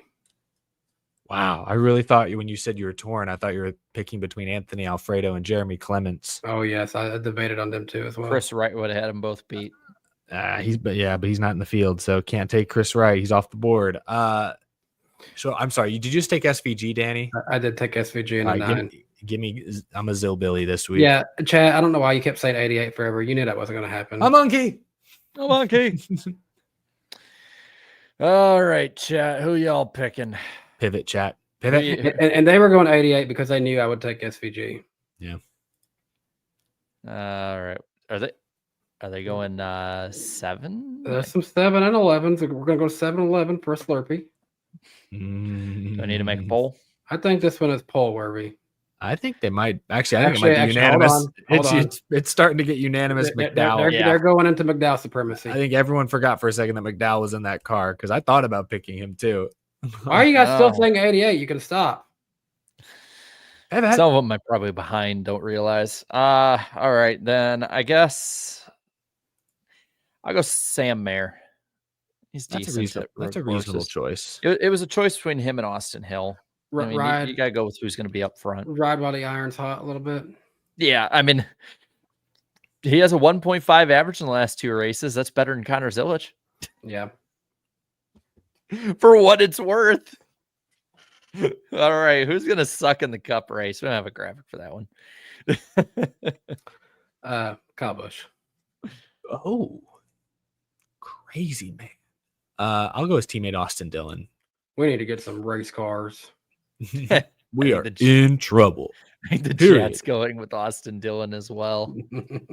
Fair enough. And there was also a lot of 8s in there, to be fair. Let's make it a sweep of the suck around for RCR. I'm gonna go Kyle Busch. He has a really bad history in the next gen car. I looked up his stats and it's not pretty What, at Watkins Glen? for the next gen era. Yeah. He was randomly good at Coda, and that was it.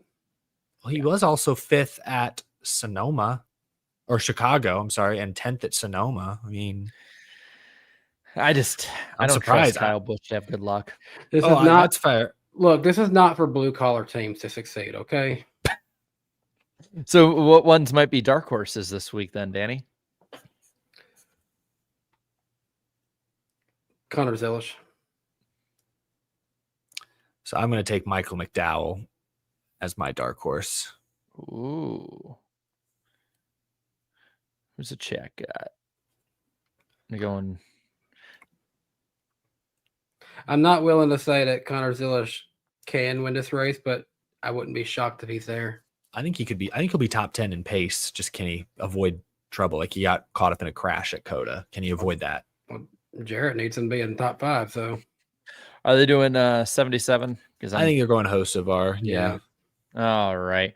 Then I'm going to go with somebody who's been surprisingly decent at Watkins Glen next gen era, and that is Noah Gregson. I'll put him as my underdog pick. So, guys, we have reached the top of the segment, not the hour. Who's going to win the cup race at Watkins Glen? Monkey. I cannot believe he is taking Cody Ware. That is insane. Wow. Bold. I respect it, Danny. Cody Ware's a good pick. Shane Van Gisbergen, also known as Cody Ware to some people. Write down Cody Ware, Jarrett. He said it, not me. All right. Okay.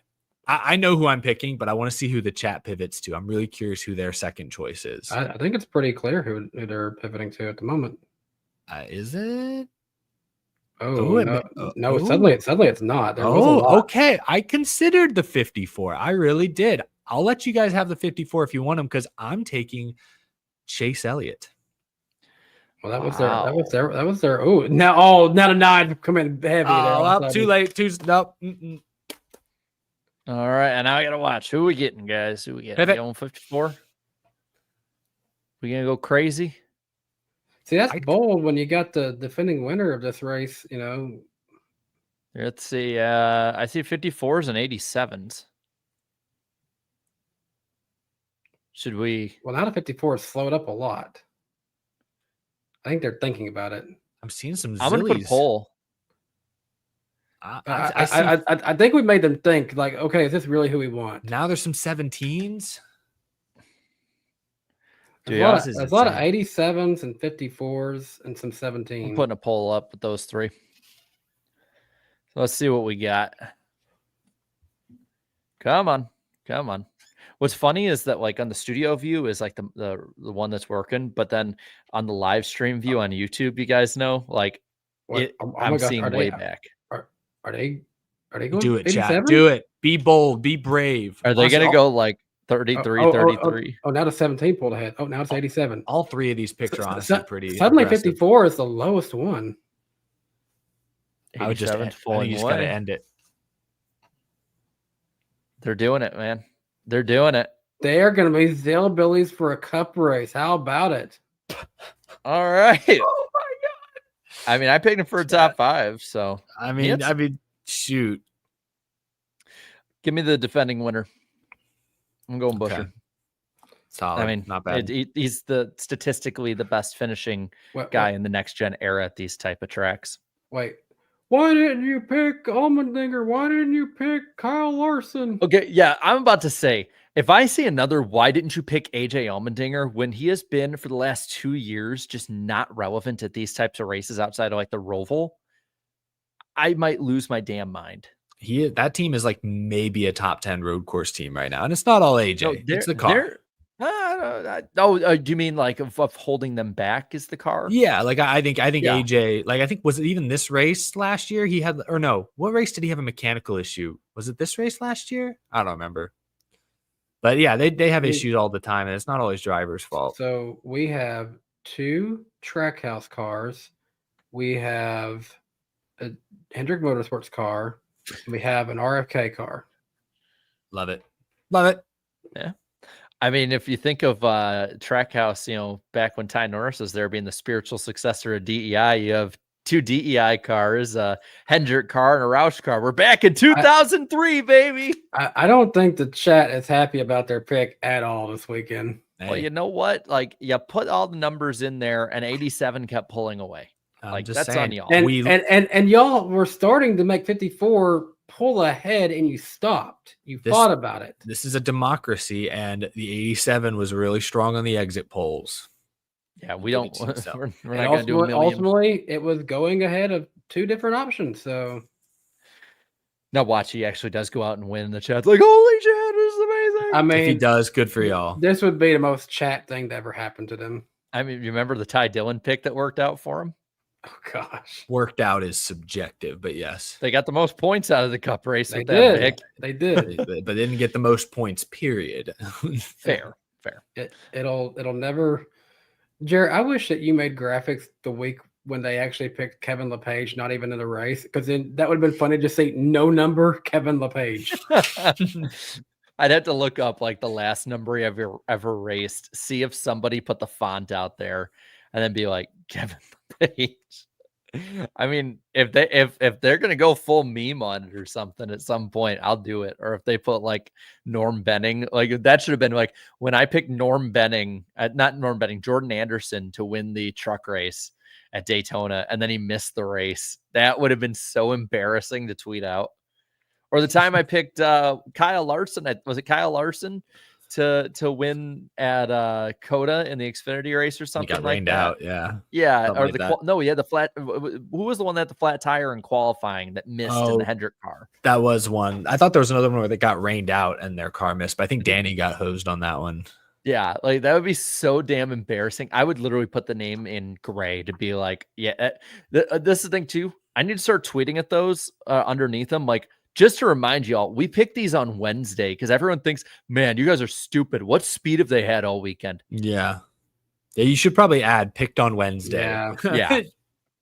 All right. Well, let's go on and finish this off. Where did we left off? I think after Joshua's 2, was it? I think we're here. Yeah. Where's here? You go for it. I popped up on the screen Yeah, if you just you- want to read what I Yeah, you pop them up and I'll read them. Can I use NBC's fuel mileage guy for my car? Jesus, Pac-Man. That's Dude. funny. Like I remember, I think last week I said like it felt like they were kind of trying to pump it up. At this point, I think they're just plainly just off. They have not adapted to the next gen era. Mhm. Wheel impressive for the 20 here says people who are pro winning you're in talk about game 7 moments. Think about it. There's no moment that anyone reflects on fondly. Newman at Phoenix in 14, Harvick at Dega in 14, Dillon last year. The desperation's embarrassing. I think that's in response to Jordan Bianchi this week, who I've seen more and more like this thing. This is why I think he's above this guy. I've seen so many people comparing Jordan Bianchi on the teardown to Skip Bayless of just being contrarian a lot of times. And I have to admit, like on the teardown, it's kind of a good comparison. But the difference is Jordan Bianchi is actually a really great reporter and journalist. And he gets the scoops on things that nobody else gets. Whereas Skip Bayless is just basically a content merchant of like trying to get, engagement. He's an engagement merchant. Is he the one who had the clip? No, it is my turn. You said it was my turn. Yeah. Can't deny he's entertaining. That's He's part. entertaining. Yeah. He is. But I would not put Bianchi in the same sentence as Skip Bayless. I'm going to push back on this comment. And while I do hate the game 7 comparison, I feel like that more applies to the one race finale, which I agree should go away.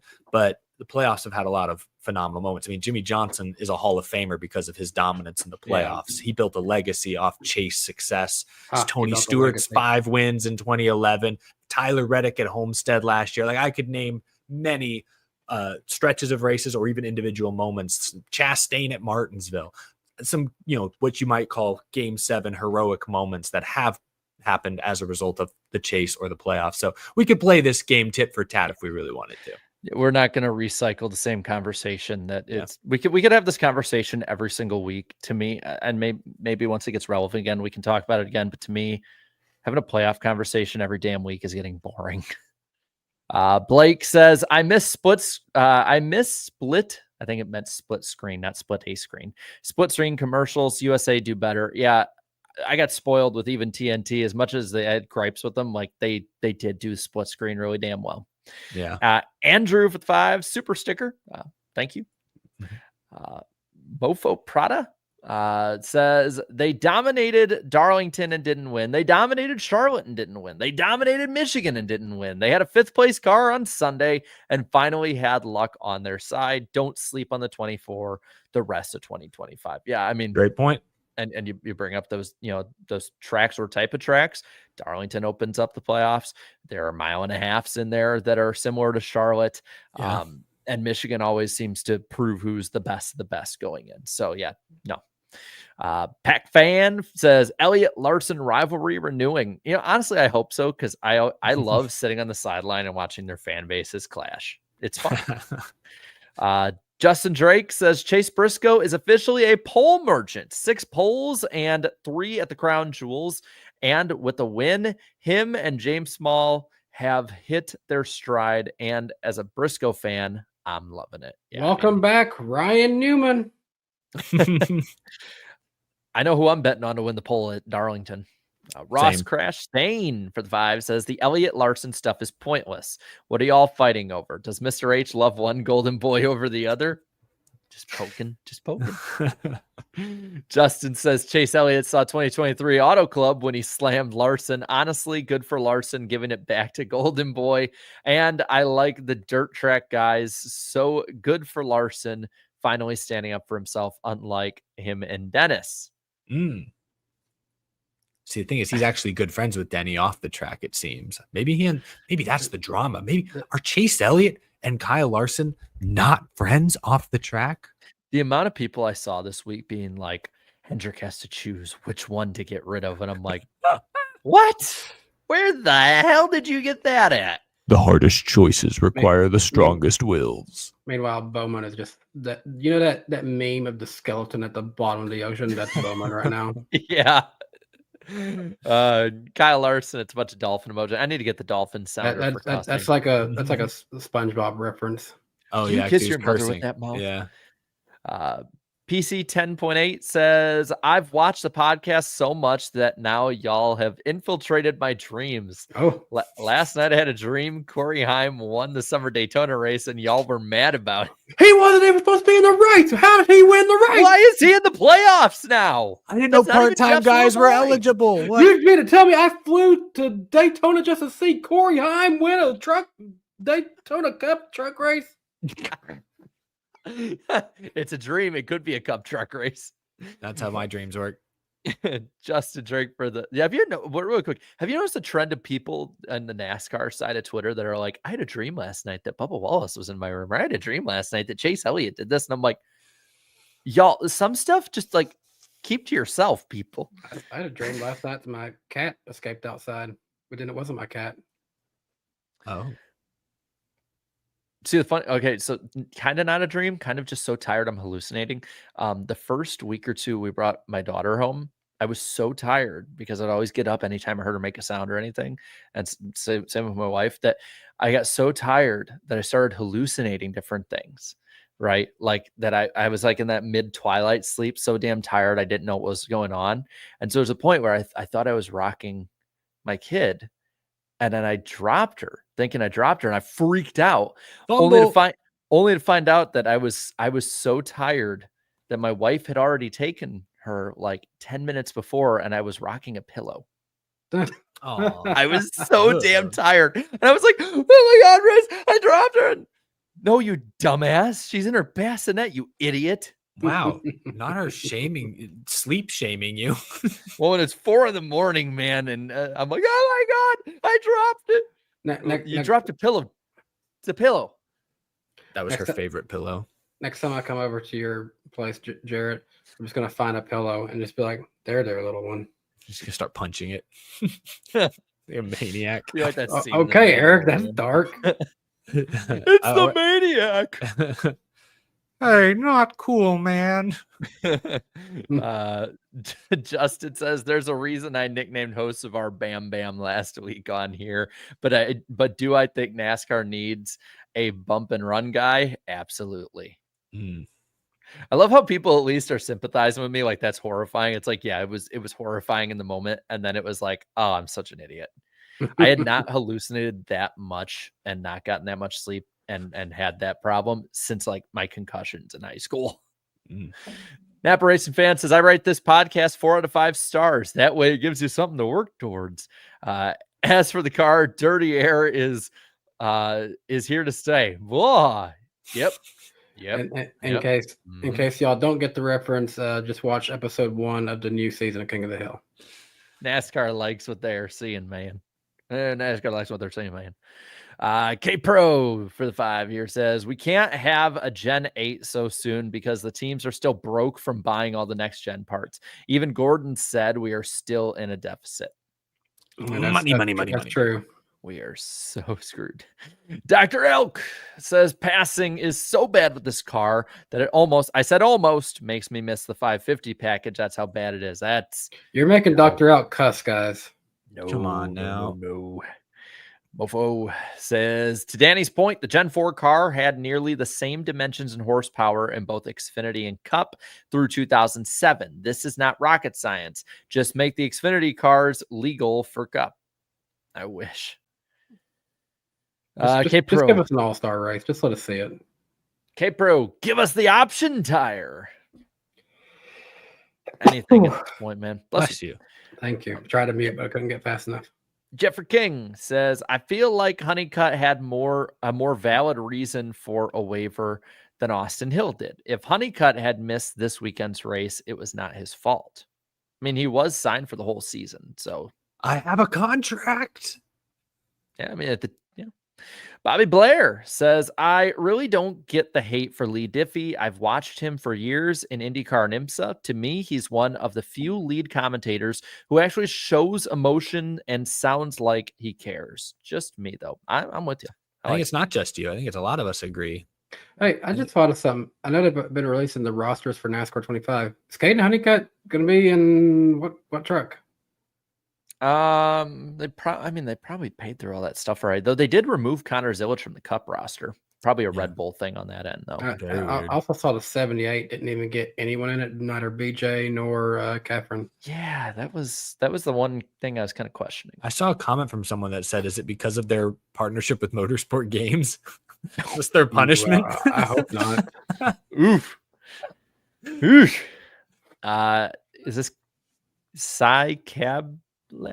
I don't like this new thing of not showing the YouTube names. It's now the social handles. A question for Danny as a fellow Bowman fan. Do you think Bowman is a championship level driver? In my opinion, he probably isn't because he simply isn't as aggressive as other drivers. That's part of it. No, I don't see him being a championship level driver. He may eventually get to a championship 4 because we've seen him get close before, but I think it's a whole lot of combinations. I just don't think he's got the specific right team around him that some of his teammates has that is preventing him from being able to take that next step. K Pro here, another 2 saying, why can't NASCAR have a streaming app like Formula One? I have a feeling some like the Prime side, Prime wouldn't want competition. And then you also have like the streaming on HBO Max for the in-cars and other stuff. Like, I mean, it's probably a bunch of corporate contract stuff, I would assume. It's because they make so much money from these TV networks and streamers. And it's like, if they were to take some of that away from them and lose that money there, would they make that money back by a subscription service? And I don't know. I think they don't know. It's just why they're afraid to do it. I mean, for all we know, it sounds like Apple signing Formula One, like, will F1 TV even still be around next year? Because would Apple want that competition, especially with the younger demographic? That'll be interesting. Like dislike, so speed weeks are back, but at Indy. Yeah. Let's go. K-Pro, we can't fix this all turn FS1 back to speed. We can all fix this turn FS1 back to speed. Yeah. I don't think so. Month of May go crazy now. Nelson says IndyCar should bail. IndyCar should be bailed out by ESPN and F1 since that's the feeders. That's just wrong, man. That's so disrespectful, man. It is. Yeah. That That's- sounds like an F1 elitist take. Spire should run the 7 like the NWR 55. What do you mean by that? Wasn't it part-time for a little while? You can't really I do that mean- with a charter now. It wasn't really part-time. It was more Michael kept missing races. Yeah. That was real. He had Oh, yeah. less than 0 points, like I think into like the month of April or May Oh, in 07. gosh. It was bad. West Virginia says Haley was rumored to take over the 48 last year. Still don't know why. This year he might get canned. What a roller coaster of I emotions. mean, I will say this probably hopefully this year put that idea to bed. Yeah, I don't think it's happening. And then K Pro, very generous tonight, says Haas is proving Tony right after all these years. On the struggle bus. Indy Carson says, hey, NWP, I had a great time in Iowa seeing Wisconsin's Sam Mayer finally win in 2025. Byron winning live in front of me for the first time was awesome. Glad you had a good time, Indy Carson. Yeah. He said he's not a fan of Larson, I think. And he picked a good one to go to because he just watched him fall back and back and back and back. And quick thing about Sam Mayer, I believe Danny wasn't an interview you and I did with Sam where he was at Road America and we just sat like it was a pre-recorded one. We sat for like an hour talking football after the interview. We did. Come to find out, he's not a Packers fan. He is actually the only one in his family that doesn't root for him, I believe. He roots for the Cleveland Browns. I don't Not too know late if to that's any change. better. Yeah, it's not too late to change. I remember I remember him and I were having a not a debate, but a conversation like which one of us is the more cursed team? Is it the Browns who are never good or the Vikings who just get tantalizingly close and then fail? And like I think we both agreed it was the Vikings because at least the Browns, like if they have a double-digit win season, is really good. Whereas like for me, I'm expecting that. Sly Supersonic with a 250 saying next gen car got hashtag next gen car got exposed again. Trendy. Is it exposed at this point or just streaking? K Pro saying this driver would have had a field day with Carson. What driver are we talking about? I can't see. Is it their Don't profile picture? It looks like Rocket League to me. Yeah, maybe. don't That's what I'm know. trying to figure out what that is.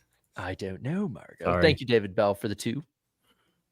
And then K Pro again. K Pro is like the MVP tonight, like showing Yeah. up the most. The rookie Chris Busher will win trucks. Is he technically a Truck Series rookie? I think so. I think this is his first truck race ever. We all pick Randall Burnett to suck. K-Pro only talks in super chats. Fanap says, "What's your favorite obscure NASCAR lore?" That's a I bad saw this name. one and I couldn't really think of anything.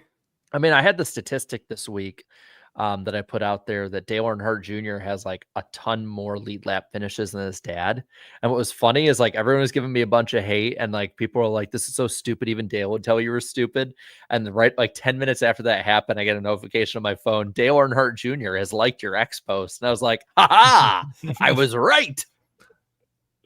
Sticking with favorite drivers, mine is that Ross Kenseth won an ARCA race on FS1. That's right.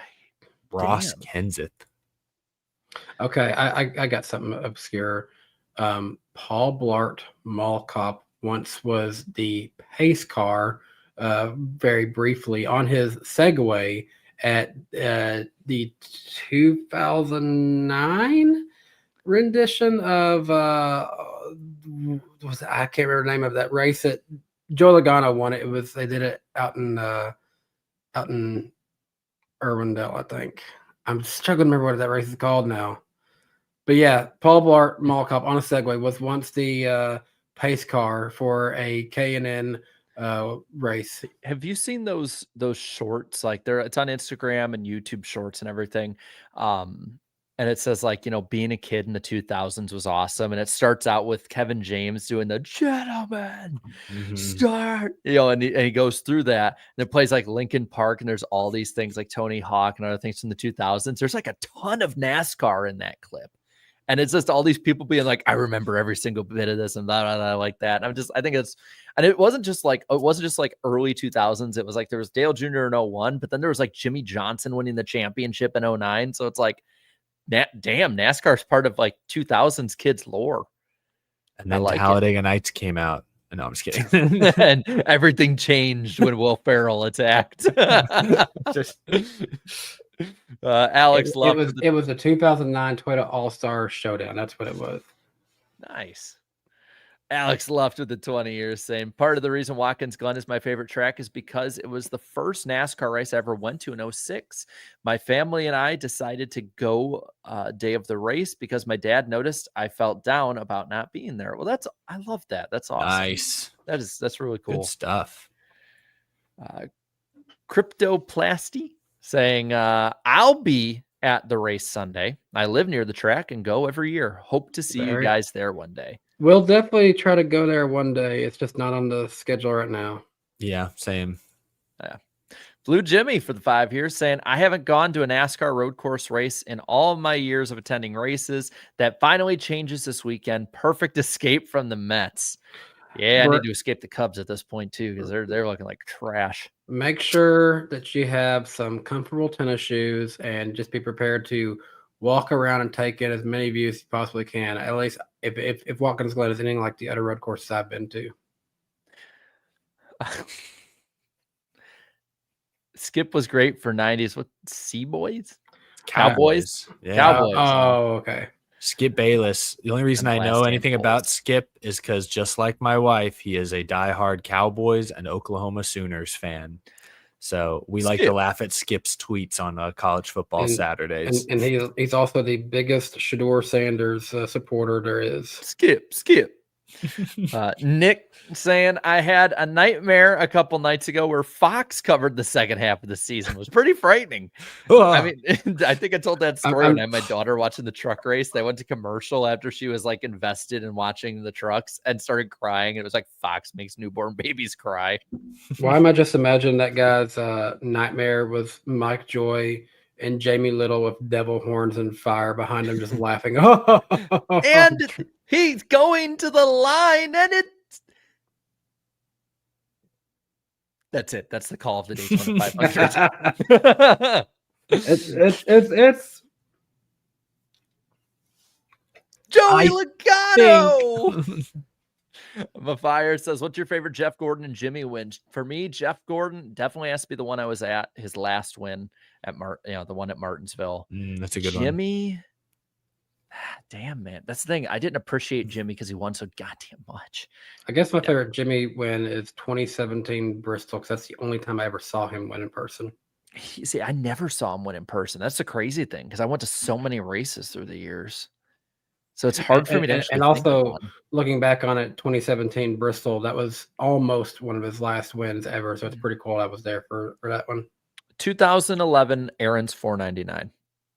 I was a junior fan. I was pumped up. I'm sitting here like I can't think of a single Jeff or Jimmy win that I enjoyed. You know, a very obscure Jeff Gordon win. 2009 Texas in the National Guard car. That's right. That's right. He ran the National Guard for that year. The silver and black. Honestly, his National Guard car looked cooler than Junior's, in my opinion. That year, definitely. There were a few National Guard ones that were pretty good for Junior, but like those early ones. Sometimes they would do like something different on the hood of Jeff's, but I liked it when it was just that National Guard, that big giant logo on the silver and black flame car. That was pretty cool. Indy Carson saying, since 2013, I've seen drivers who I've never seen win in person every year in motorsports. 2020 is the only year I saw drivers I've seen win before. Wow. Isaac saying, hashtag I stand with 2311 in front row. Nice hashtag. Berg says, best race of the year. Mayor is so cute. Why do you think they enjoyed this race, guys? Why do you think they enjoyed this one? Is Sam Mayer winking in that profile photo? Looks like it. He's just smiling. He had the Joey smile that day. He's just cheesing. And that is the last super chat, by the way. Damn. All right. Well, thank you guys for coming on out tonight. Yeah. So much for being at 2.5 hours. We went 3. Yep. Next week, we'll be live on Danny's channel, August 13th, with John Player Ramos on with us. And of course, remember, last chance you can. Links down below. Signups for the NWP 400. Again, if there's any drivers you want or anyone that you think is interested in iRacing, tag them and see if they want to. You got one more super chat just come in. Oh, we did? Alex saying, on that day in 06, I saw my favorite driver, Tony Stewart, finish second. That was the closest to seeing my favorite driver win in person. Damn. Close. So That's far, harsh. So far, my closest was my last trip to Dover. And Blake bringing up the new Brock Beard video is fantastic. Check it out. I'll check out all of Brock's stuff. He is amazing. He's paved the way for so many of us. We love Brock. I didn't see. What's his new video about? I didn't see. It's that thing I haven't been able to really keep up. I think it's on Kenny Irwin. No, where's it at? Is it? I'll find it. What the heck? Why am I? Yeah, Kenny Irwin. Yeah. Part 1. 2 hours. Oh, yeah.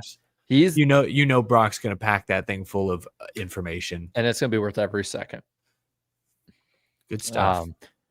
But thank you guys so much for coming out. Of course, we'll be live on, I'm pointing the wrong way, Danny's channel. Yeah, come on over to Danny B Talks. I got some cool vlogs to watch over there. Just actually went and rode BJ McLeod's Pigeon Forge Racing Coaster over the weekend. Go check that one. Be Awesome as stuff. comfy as being in a hot tub, man. All right. Thank you guys so much for coming on out. We appreciate all of you, and we'll see you next week. Bye. Drivers, start your 3, 2, 1. green flag. Started off right, pal. Right on, come on. Get outside. 3 wide, 3 wide. Unbelievable. Great playing. We're going. I like the aggression. We probably dropped the great car. You can go tell all those guys up there they can suck in. What we're about to do is not a good idea. All good. What is he doing? You gotta be kidding me.